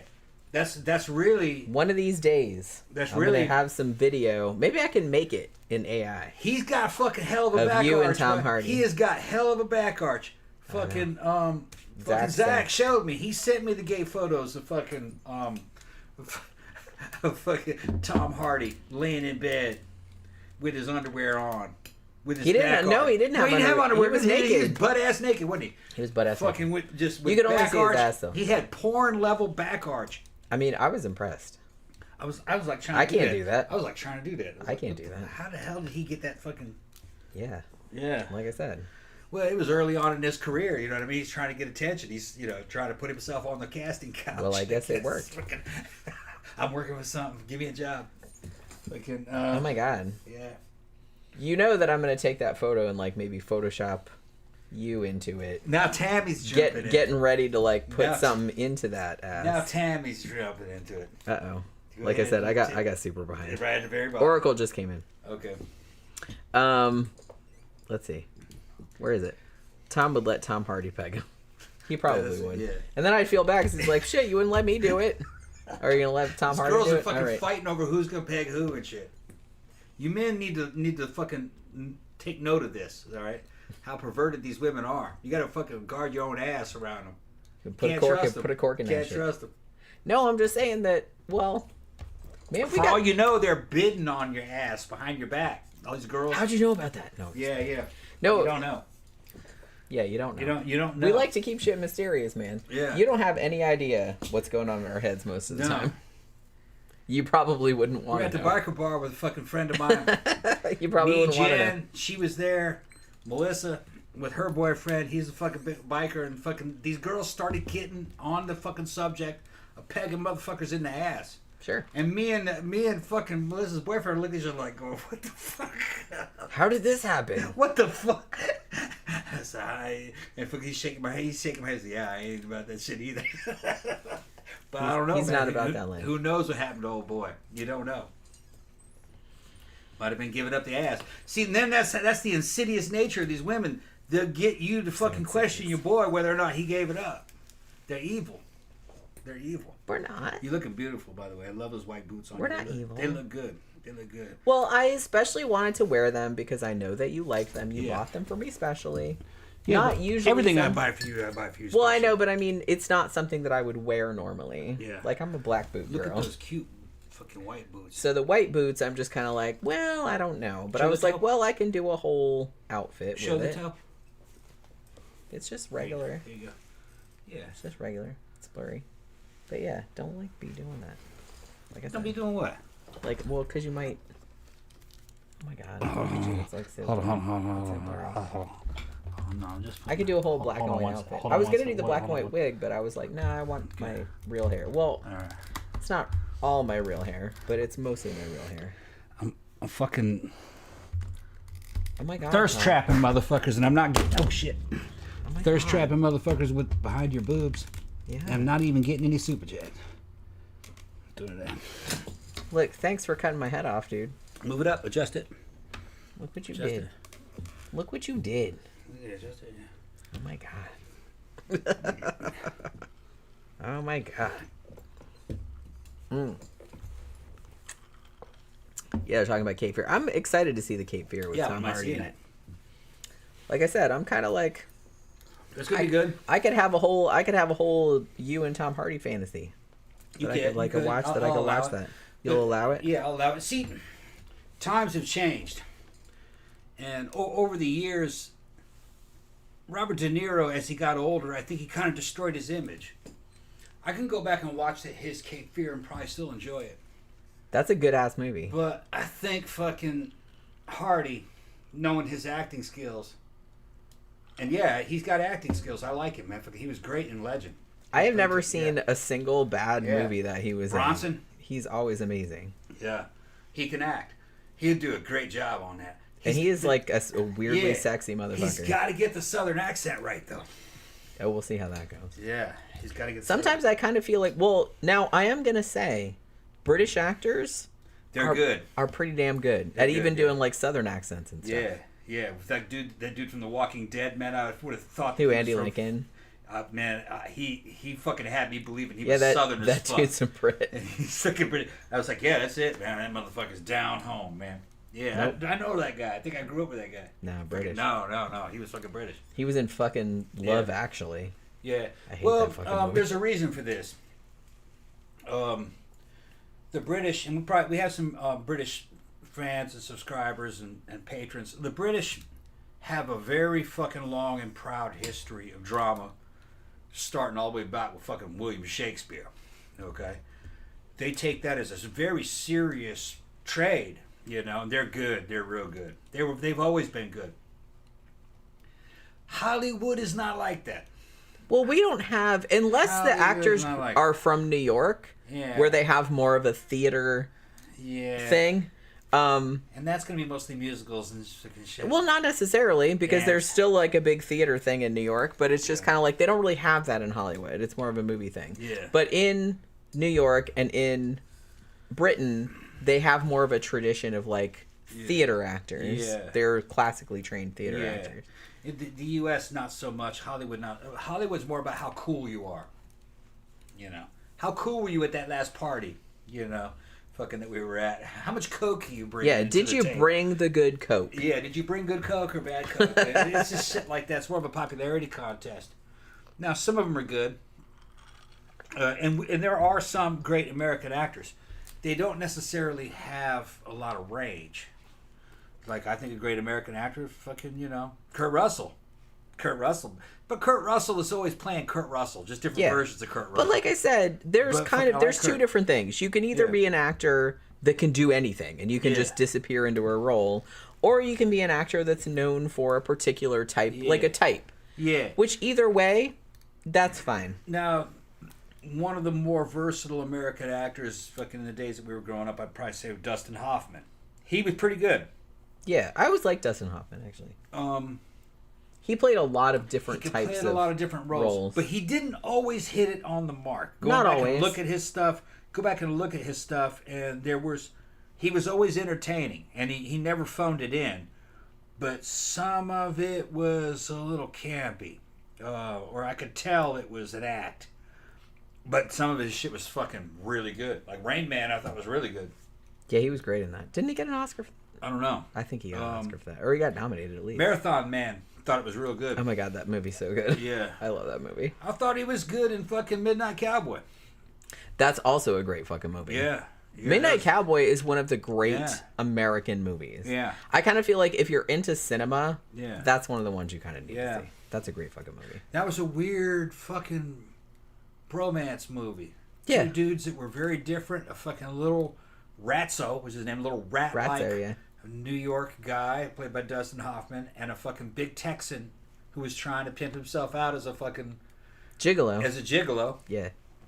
And as soon as he's from Texas, big blonde fucking Texan, and as soon as he fucking shows up, he hits jackpot and meets a fucking rich fucking New York chick that wants him to move in, and he dumps her. He's like, No, honey, I gotta sell dick to other women. And she's like, get the fuck out of here. And she was a fucking rich older chick. Like, why don't you just milk that? Yeah, there's much easier. That was a fucking instead of having to like look for other. He was dumb. They were trying to let you know that the dude was fucking dumb because that was a gigolo's dream.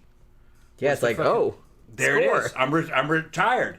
I'm retired already before my career has even started. Yeah, you don't even have to like. Hustle and he was anymore. Into old women. Sure. He was into old women. That's what he was attracted to. Man, if you find one that is like, man, I love you and I just want you around forever and I'm going to buy you an apartment and stuff. Yeah. Do that. That's it.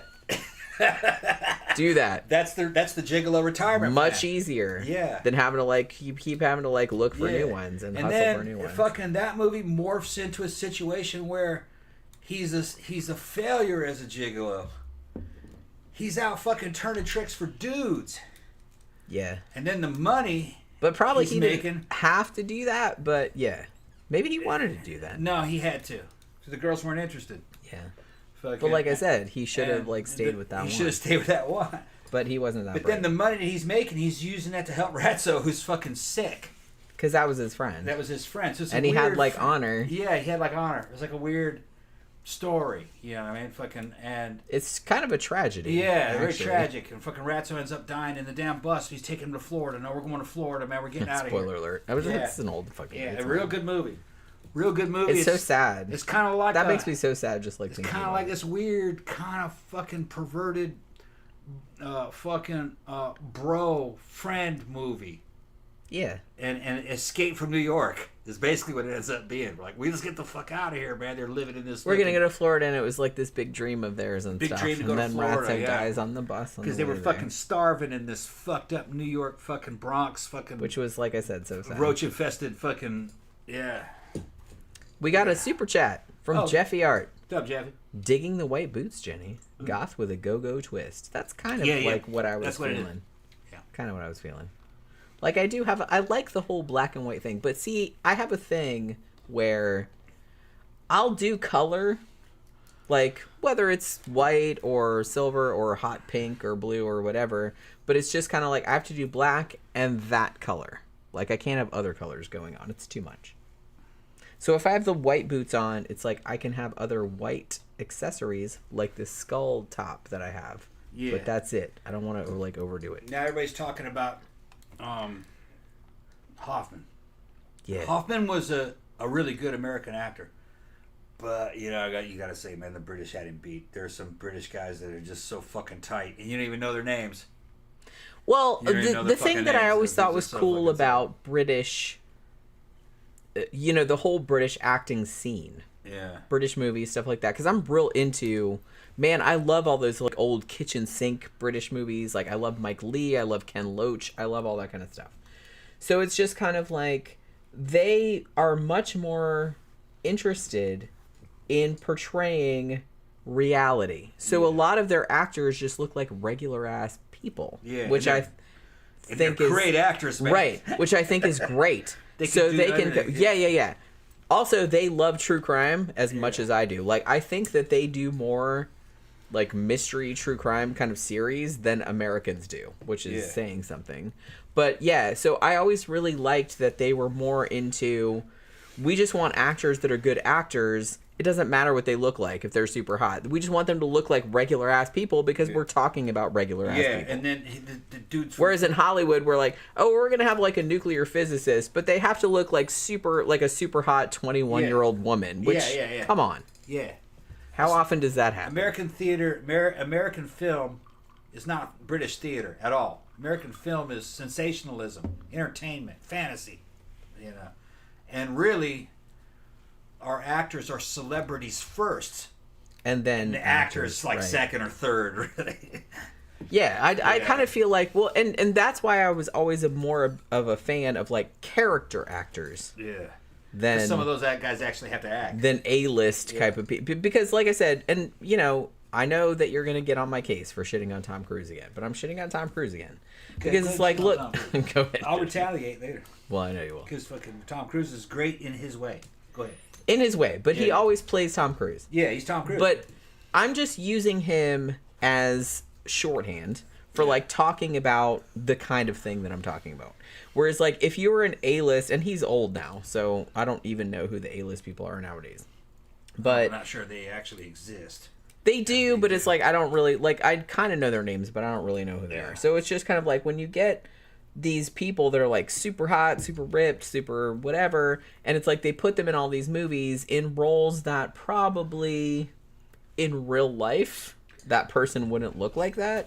It kind of ruins the illusion of the movie for me. You know, so I'm just saying I kind of like movies depending on what the subject matter is, where everybody in the movie looks like they would actually do the shit that they're doing in a movie. All right, SideQuest says, sorry, Tom Cruise is a shit actor. Okay. He is a shit actor. Here I go. He plays himself well. And he's good in some roles. I've liked him in some shit. I thought he was great in fucking Interview with the Vampire. I liked Interview with the Vampire, and I didn't think that I would. Back when it came out, I was like, Tom Cruise is in that shit? Come on, fuck me. And I was just like, I was really mad about it. But then when I saw it, I was just kind of like, you know what? He was good in that. I'm gonna like eat some crow, and I'm gonna say like, yeah, he was good in that. Not as good as Brad Pitt was, but he was still good in it because that character was a vain asshole.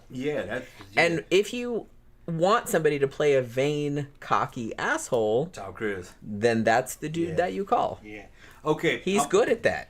Side quest. I'm coming to Tom Cruise's defense. Okay. He loves Tom Cruise. I love Tom Cruise. He's another. I'm not a fan. We're both. I'm ambivalent. We're both in the short man mafia, and fucking we got to defend each other. Tom Cruise is more of a performer than he is an actor. Okay. Yeah, that's a good way of putting it.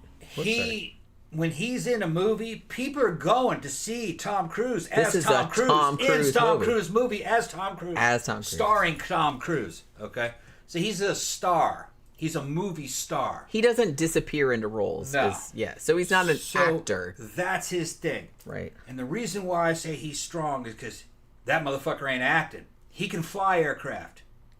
He can shoot guns. He's real good. He's got real good firearm skills and tactical training skills. Now, so does fucking Keanu Reeves. I've seen him at the range. He's fucking killer. Yeah, they're talking about Keanu Reeves. He's really good. Santa said Keanu Reeves is better than Tom Cruise. Yeah, I will admit that. Okay, but... I love Keanu Reeves, actually. I would and the cool thing about Keanu Reeves is that he also seems like a really nice person. He always seems like a really nice person. Tom rides motorcycles. He can fly aircraft. Tom Cruise, not so much. He fucking knows about firearms and fucking... He's very good.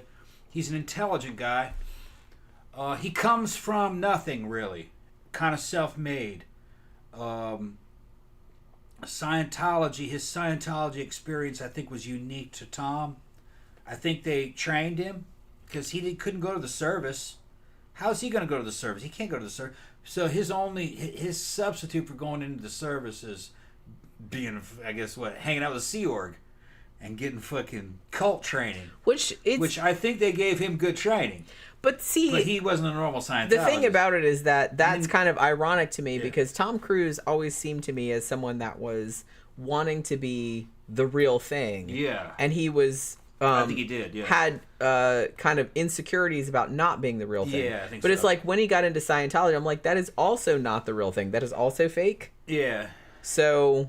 But I don't know. I guess he doesn't see it that way. Well, side quest will tell you the same thing. The military, the army, has elements of fakery in it in a way. Sure, too. but it's not a warrior cult. I mean, it is the real thing, but the real thing isn't as real as you think it is. Either. But the thing about Scientology is that it's really, really not real. That is bullshit all the way down. Learned a lot of his cool shit though, just on his own. I think he's self-trained.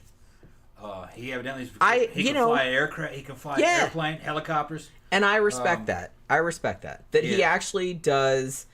Yeah. Even though we've talked a lot about Scientology. I worked with Scientologists. Yeah. I lived in Clearwater. I'm not a fan. Let's say that. It's a whole thing which I don't want to get into. But so the fact of him doing that, like, it worked for him.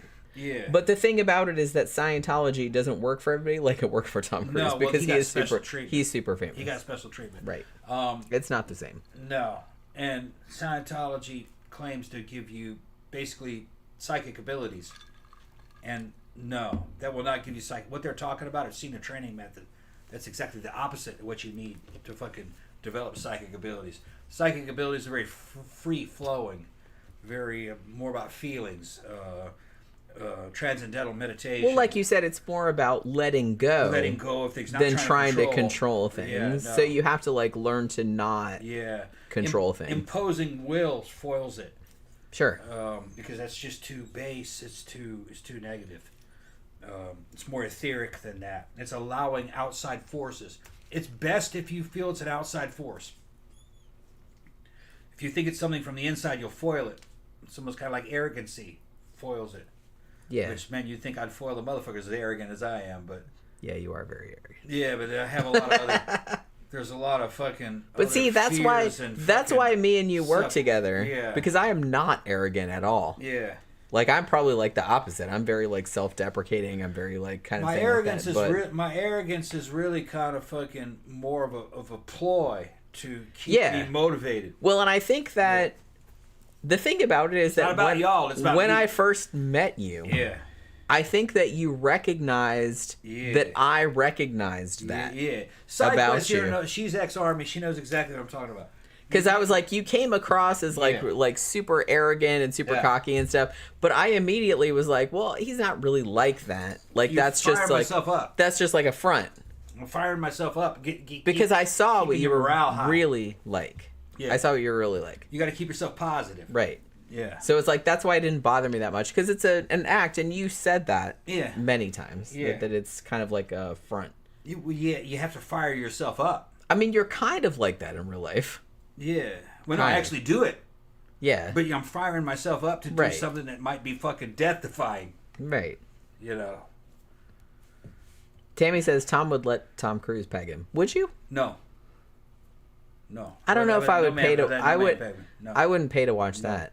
I would pay to watch Tom Hardy. Tom would not do that. Tom Cruise would not do that. Well, no, but I'm just like hypothetically. Tom Cruise is not gay. I wouldn't pay to watch that though. Yeah. Because I'm not into Tom Cruise. Tom Cruise is not gay. By all. I would pay to watch Tom Hardy peg you, or you to peg Tom Hardy. Like either way. I gotta go to the bathroom. I'm not picky. These women fantasizing about pegging this shit. It's fucking hilarious. I don't know how much I would pay, but I would pay. But not Tom Cruise though. I'm not into Tom Cruise. I don't know. I didn't really get it. I didn't really get it back then. You know? It's just kind of like somebody was saying earlier that he was like super good looking and stuff. It's like I don't know. I didn't get it. And I know I have weird tastes, okay? Look. My first crush was fucking Ted Cassidy, aka Lurch from the Addams Family, the original TV show. So, and I think Steve Buscemi is hot. So, take of that what you will. But I'm just kind of like, I don't really get these kind of like A-list actors, like Tom Cruise. Like I said, he's older now. Like, but even the ones that are around nowadays that are younger, I don't know. They all kind of look alike. They have kind of like a look to them, and I'm just not into that. I don't really know. I don't know.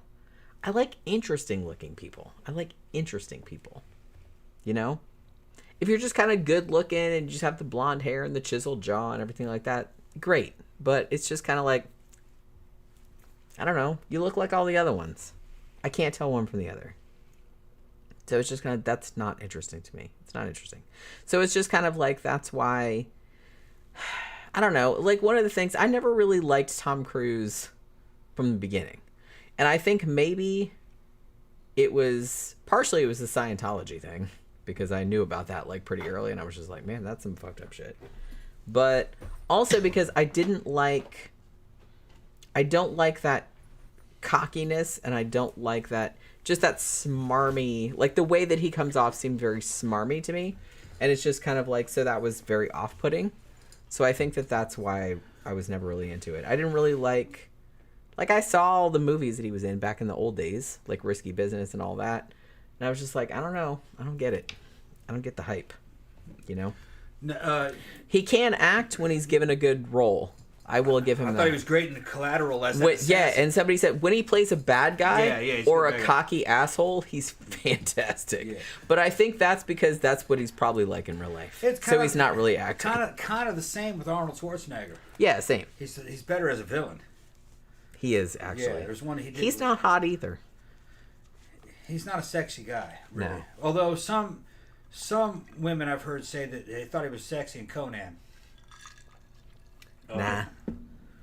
I'm not negating other women. Like, if people found him sexy in Conan, okay, yeah. But I did not. I was just kind of like, eh.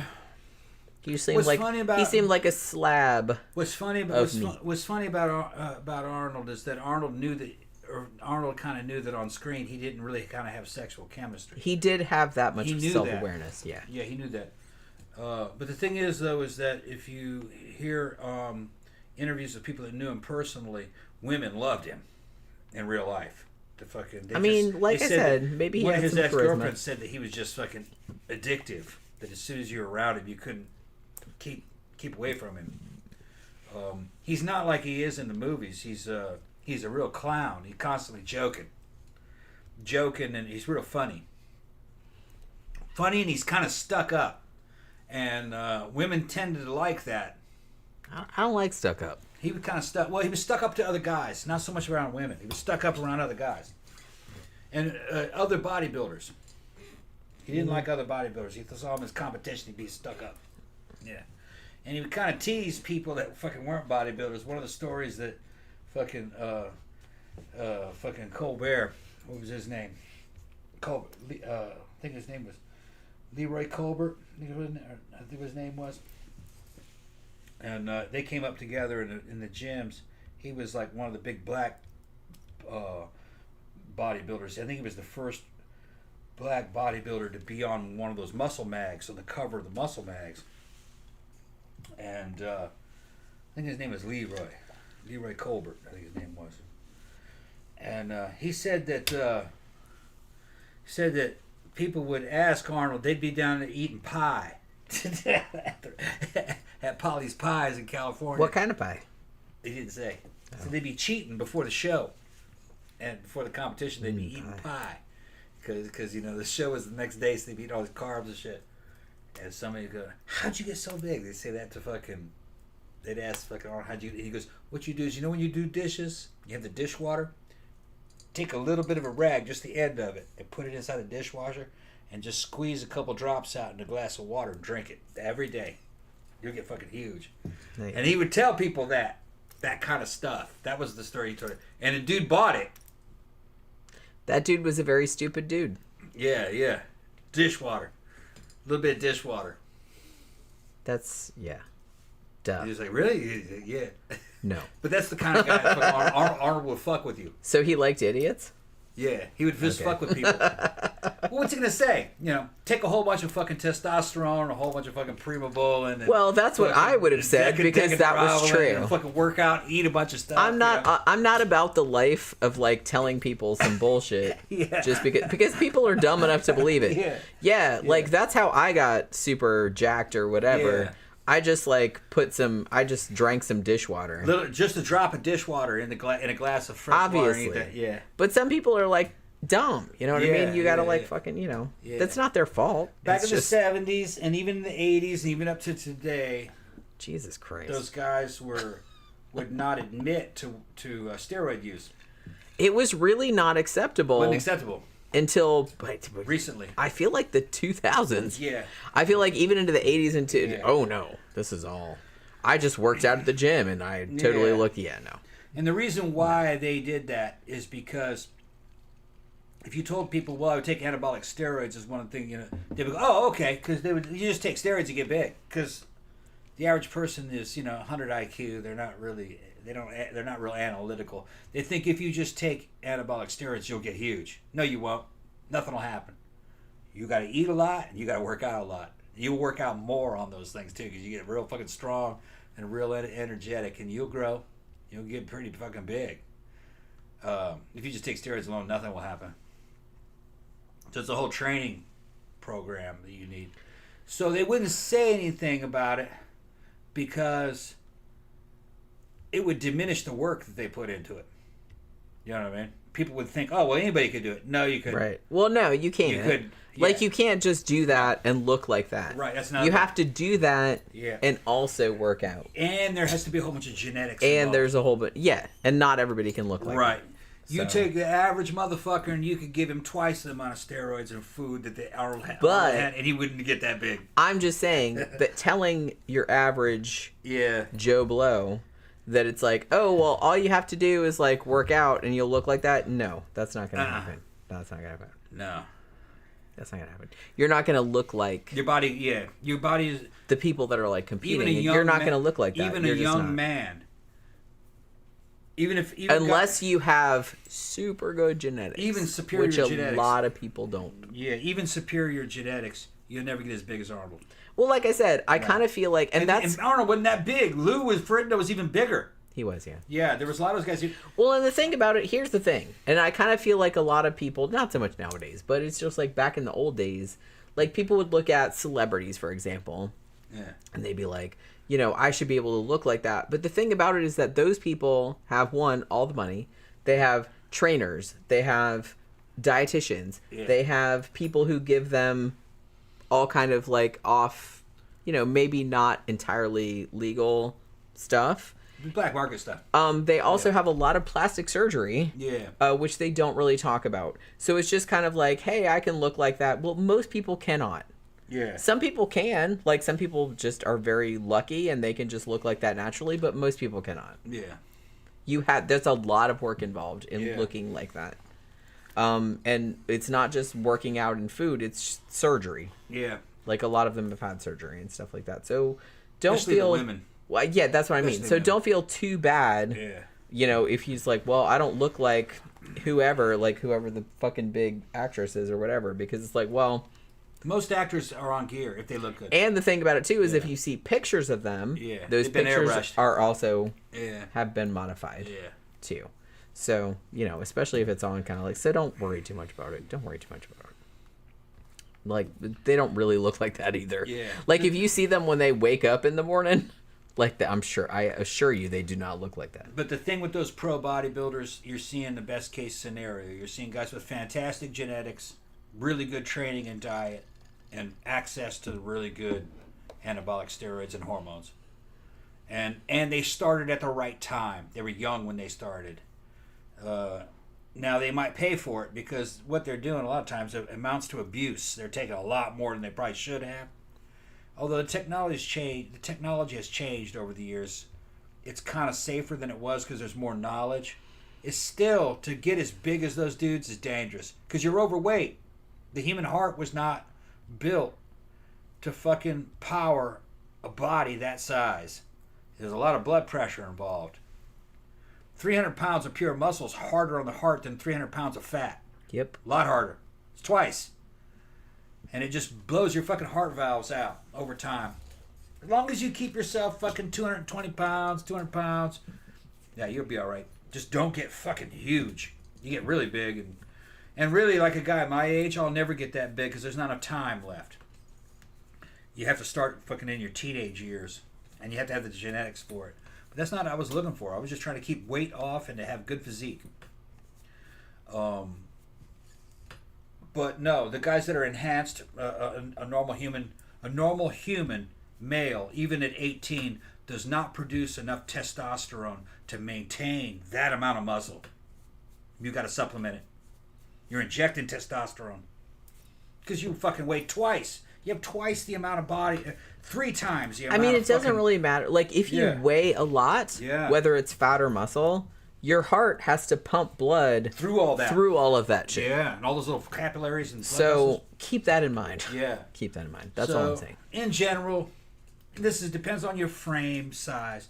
If you're a man, you don't want to go too much over 200 pounds, and you do not want to go under 5% body fat. Going under 10% body fat can be risky, and because a lot of those fat. A lot of those bodybuilders died not because of steroid abuse, it's because they didn't have any fat. So they would take a fucking handful of diuretics to look shredded as fuck. They'd go to the club, they start drinking alcohol, they'd piss out all their water, and they'd faint on the fucking dance floor. And people think, he's having a heart attack. No, he's got dehydration. But the fucking EMTs grab him and start treating him for a heart attack. They didn't know. And he's not having a heart attack. Just give him some fucking water and they kill him by fucking treating him for a heart attack. Well, like I said, they didn't know. That's what it looks like. It's dehydration, Yeah. So that's the way a lot of them died. And some of them do die like that. Some of them got too big and just died. They're fucking, and you don't know exactly what they took. Like I said. Yeah, you don't know what they did. The human body is only meant... The human heart is only meant to pump so much blood through so much weight. Yeah. And like I said, after a certain point, it doesn't matter if that weight is fat or muscle. They had a guy recently, his name was Piana. He was a big he wasn't a pro bodybuilder. I think he was just I think his name was Rich Piana, if I remember. I've seen videos of him. He was more like an influencer, and he fucking had this ungodly body, just round fucking shoulders, looked like fucking bowling balls, and he was odd looking, if you ask me. His aesthetics weren't that good. He looked jacked, man, though. But he died, and never really explained why he died. He wasn't that big. One of his friends came forward and says, you know what, though? I think it had a lot to do with fucking other things he was injecting. Like, what are you talking about? He was injecting a lot of what's called sight oil. It's oil into your body to make you more rounder looking and shit. It's kind of like booty injections that girls get. That may have had something to do with it because he might have had a lot of oil injected in him in certain places. Who knows what that does? That might cause a blood clot somewhere. You know what I mean? And you die of a heart attack. So it wasn't really the size of the steroids. It's just all the other weird shit that they do to themselves. It's unknown. They never. A lot of times they don't release the autopsy results, or there's no real autopsy. They just go, oh, look at the size of that motherfucker. He did something wrong. They only do an autopsy if they think there's some suspicion about the cause of death. Yeah, I think they wouldn't do it normally. I think they just look at a big-ass jacked motherfucker and says he was abusing something. killed him. And it's just like, meh. Yeah. I mean, you never really get the it autopsy. costs money and time to do an autopsy. If they think you were murdered, then they'll do it. But other than that, not so much. Right. Side quest here says, dude, I went to the LA film school, and they, meaning Scientologists, were always trying to recruit us out of that school. Yeah, that's kind of their big thing. Yeah. That's kind of their big thing. Well, like I said, I don't know if you've been here for a long time, but back in the early 2000s, I lived in Clearwater, Florida, which is kind of like Scientology Central, and I worked for a company that was owned by Scientology. It wasn't Scientology. It wasn't anything to do with Scientology. It was just like a publishing company, just regular. But a lot of the people that worked there were Scientologists. I worked there for 8 months, and I'm just like, I gotta get the fuck out of here. These people are insane. And like, not everybody that worked there were Scientologists, but enough people were that I'm just kind of like, I am actually probably going to have a nervous breakdown if I keep staying here. So I had to leave. I quit. Yeah. And I was just like, we got to move back. It is about time to shut it down. Well, wait a minute. I have I'm so behind. Just talk to Xanada said, I would think Tom, I don't know if he's talking about you or Tom Cruise because it's been so long, is an arrogant asshole. Yeah, he's talking about Tom Cruise. But he often makes fun of himself. And I like that quality in people. Yeah. You can't be so serious that you can't joke about yourself. Yeah, anybody that can't make fun of themselves. Might be talking about me. Anybody that can't make fun of themselves, you have to be immediately suspicious of that kind of person. Because, SideQuest here said, Tom Cruise reminds me of a church boy, and that's a major turnoff. Yeah, I was just never... I don't find him particularly attractive. Like I said, he looks like generic, I guess. I ain't gonna. I detect. Well, like I said, he just looks like a generic, good-looking dude. It's like there's a lot of people looking like that. It's he doesn't stand out or anything. He came from nothing. Okay, came from a poor family. He got famous pretty quickly playing these like hero type roles. That would fuck with your mind if you're just pretending. Sure. You know what I mean? So he's compensating. He went and got out. Got all the training that he wanted and the experience that he wanted to say, yeah, I'm not just an actor. I can actually do this. I respect that. A lot of dudes would just go, fuck it. I like that he actually does. But like I said, that doesn't make me... I don't want to hang out with the dude. Yeah. And I don't find him particularly attractive or sexy. He may not be that cool. He's probably not. Yeah, I mean, for what some of the other celebrities have said about him, he says he's kind of dorky. Well... Or real formal. Here's the thing. Look. I've dealt with Scientologists. Yeah. Okay, I've worked with Scientologists. I lived in Clearwater and shit like that. I don't want to deal with those people on a day-to-day basis. Yeah. I get where they're coming from. Like, I get when people say about, like, hey, hanging out with Tom Cruise like that. It's like, I get it. Because a lot of the people that I worked with were Scientologists, and they were insufferable. Yeah, I've run into them. So bad. I can imagine that it's probably that, but, like, 10 times worse than that. I don't think he deals with them, though. But still, like, worse, because he believes that shit. He believes that bullshit.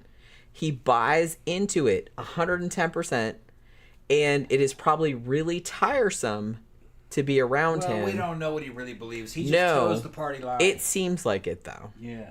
And I can't be around people like that. I can't be around people like that. It's hard to know how much of it is him just toeing the party line and how much he actually believes. I don't know. I kind of feel like he's really all in. He's kind of a relic of another era. Yeah, he is. Okay, that was very conventional Hollywood, old school shit that's gone. I respect him because he has good skills. He's not just your average fucking Hollywood playboy asshole, where he sits around doing nothing, just getting high. He's not like that. Respect him for that. And I respect him because he's one of the last true movie stars. He's like a movie star. You can say that dude is a movie star. He's an old school movie star. And so I give him that. I do as well. Yeah. I'm not that churlish. Yeah. I will give him that. Yeah. He actually does learn to do the things that are in his movies, which, like I said, that's awesome. I respect that. He is a true movie star. I respect that. He's a true movie star, and there's not many. Tom gets on me for shitting on him, but it's like, I don't shit. Like, look, I don't shit on him across the board.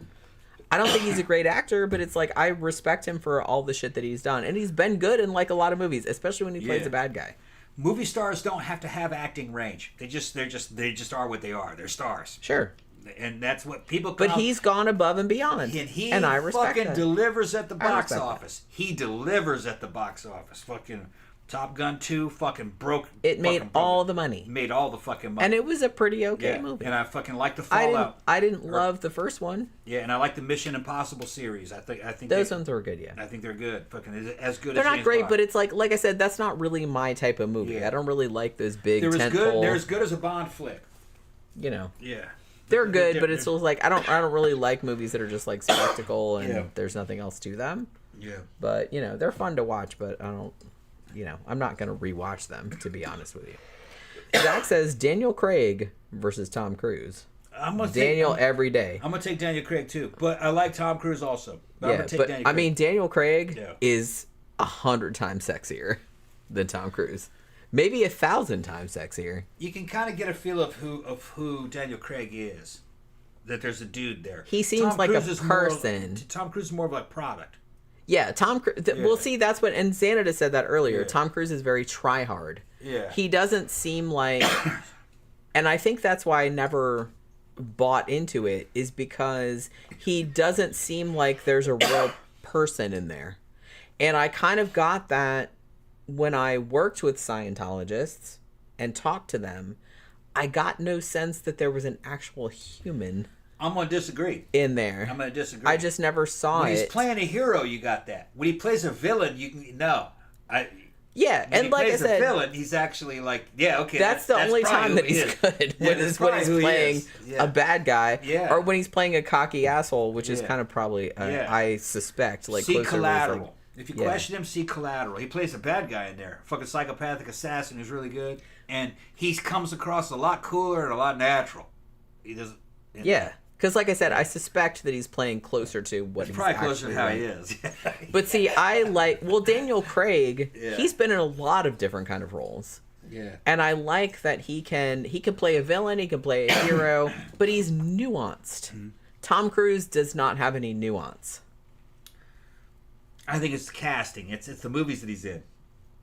They're asking him to do what he did in the last movie, basically, sure. I think is what that's what I mean. So he's a movie star. He's not a movie star. Actor. Yeah. Like, whereas Daniel Craig is more like an actor. Yeah. Like, if you want him to play this, that, the other thing, like, he'll do that. He's got a little more texture to him. Yeah. And like I said, and consequently, he's a lot sexier. Tom Cruise is not sexy at all to me. At all. It's getting late. Okay. Well, wait a minute. I'm kind of behind. All right, so let me catch up on this stuff. Let me see. Okay, so we're talking about Vin Diesel. I don't know. Vin Diesel evidently is a dick, but I liked his Riddick series. I thought it was pretty good. I liked that too, actually. Yeah. Vin Diesel plays a good dick, if you ask me. If he's just a fucking dick. Like I said, some actors are just really good at... Some actors are good at just playing whatever. Yeah. Some actors are good at just playing one type of character. Yeah. Both of those are fine. As Riddick, he plays like a fucking space ex-convict, and you buy it. He's a space dick. Yeah, he's just a dick.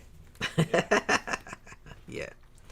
All right, so where are we going? Like, Danny Rowling says Mimi Rogers, who was Tom Cruise's, I believe that was his first wife, yes? Yeah. Said Tom Cruise has the sex drive of a priest. Probably. Well, in some yeah, see again. Control your urges. Yeah, see, like I said, I can't deal with that. I can't deal with that. Like I said, I can't deal with people that have this weird kind of like belief system or philosophy. Yeah. They're just, I like people that are kind of like flexible. Yeah. Like you just kind of like go with the flow. You don't have any overarching philosophy or, you know, a belief system that you have to adhere to stringently. I'm not about that. Scientology is kind of anti-sex anyway. Yeah, and it's just like, I can't, I don't know, I can't deal with that. So, you know, I get where he's coming from, but blah. Yeah. Tom Cruise would make a cool president, said John Corus. Would he? I don't know, he might be all right. He might do okay. He's very Boy Scouty, which in a way might be good, but in a way would maybe not be good. I don't know. I'm ambivalent. I'm not really sure how that would go. Because, like, in some ways, that's good. You want somebody, like, with some honor and blah blah blah, but it's like you don't want somebody that's like super inflexible like that, because I kind of feel like anybody that has those, he seems like he has like these very, very stringent belief systems, and I can't deal with people like that. I can't deal with people that don't have like flexibility. I just can't. So yeah, so I guess we're gonna go, because we gotta go to Memento this evening. And so thank you everybody for dropping by. Thanks for your super chats if you gave us one. That's awesome. So we will be back on Monday talking about a movie, and we're talking about another movie that Xanada sent us, which I'm very excited about because I've been wanting to see this for a long time, even though that I know that it's like a totally soul-crushing movie. I know. We are going to be talking about the movie Come and See, which is a Russian like war movie, and like I said, kind of a soul-crushing movie, but I like those, so we'll see how that goes. We're going to watch that this weekend, and we're going to talk about it on Monday. So hopefully you guys can join us for that. Have a good weekend, you guys, and we will see you again on Monday night. You going to say goodbye? Huh? Yeah. You going to say goodbye? Yeah, of course. Okay, I got to pee first and stuff like that. Don't get too excited. I'm getting ready to go, man. I'm already ready to go. Okay. Oh my God, look at him. He's like jingling his keys. Too. It's probably in the car. Okay, I'm going to check it out. All right, so we'll be back Monday night talking about Come and See. Thank you very much for dropping by. We will see you Monday evening.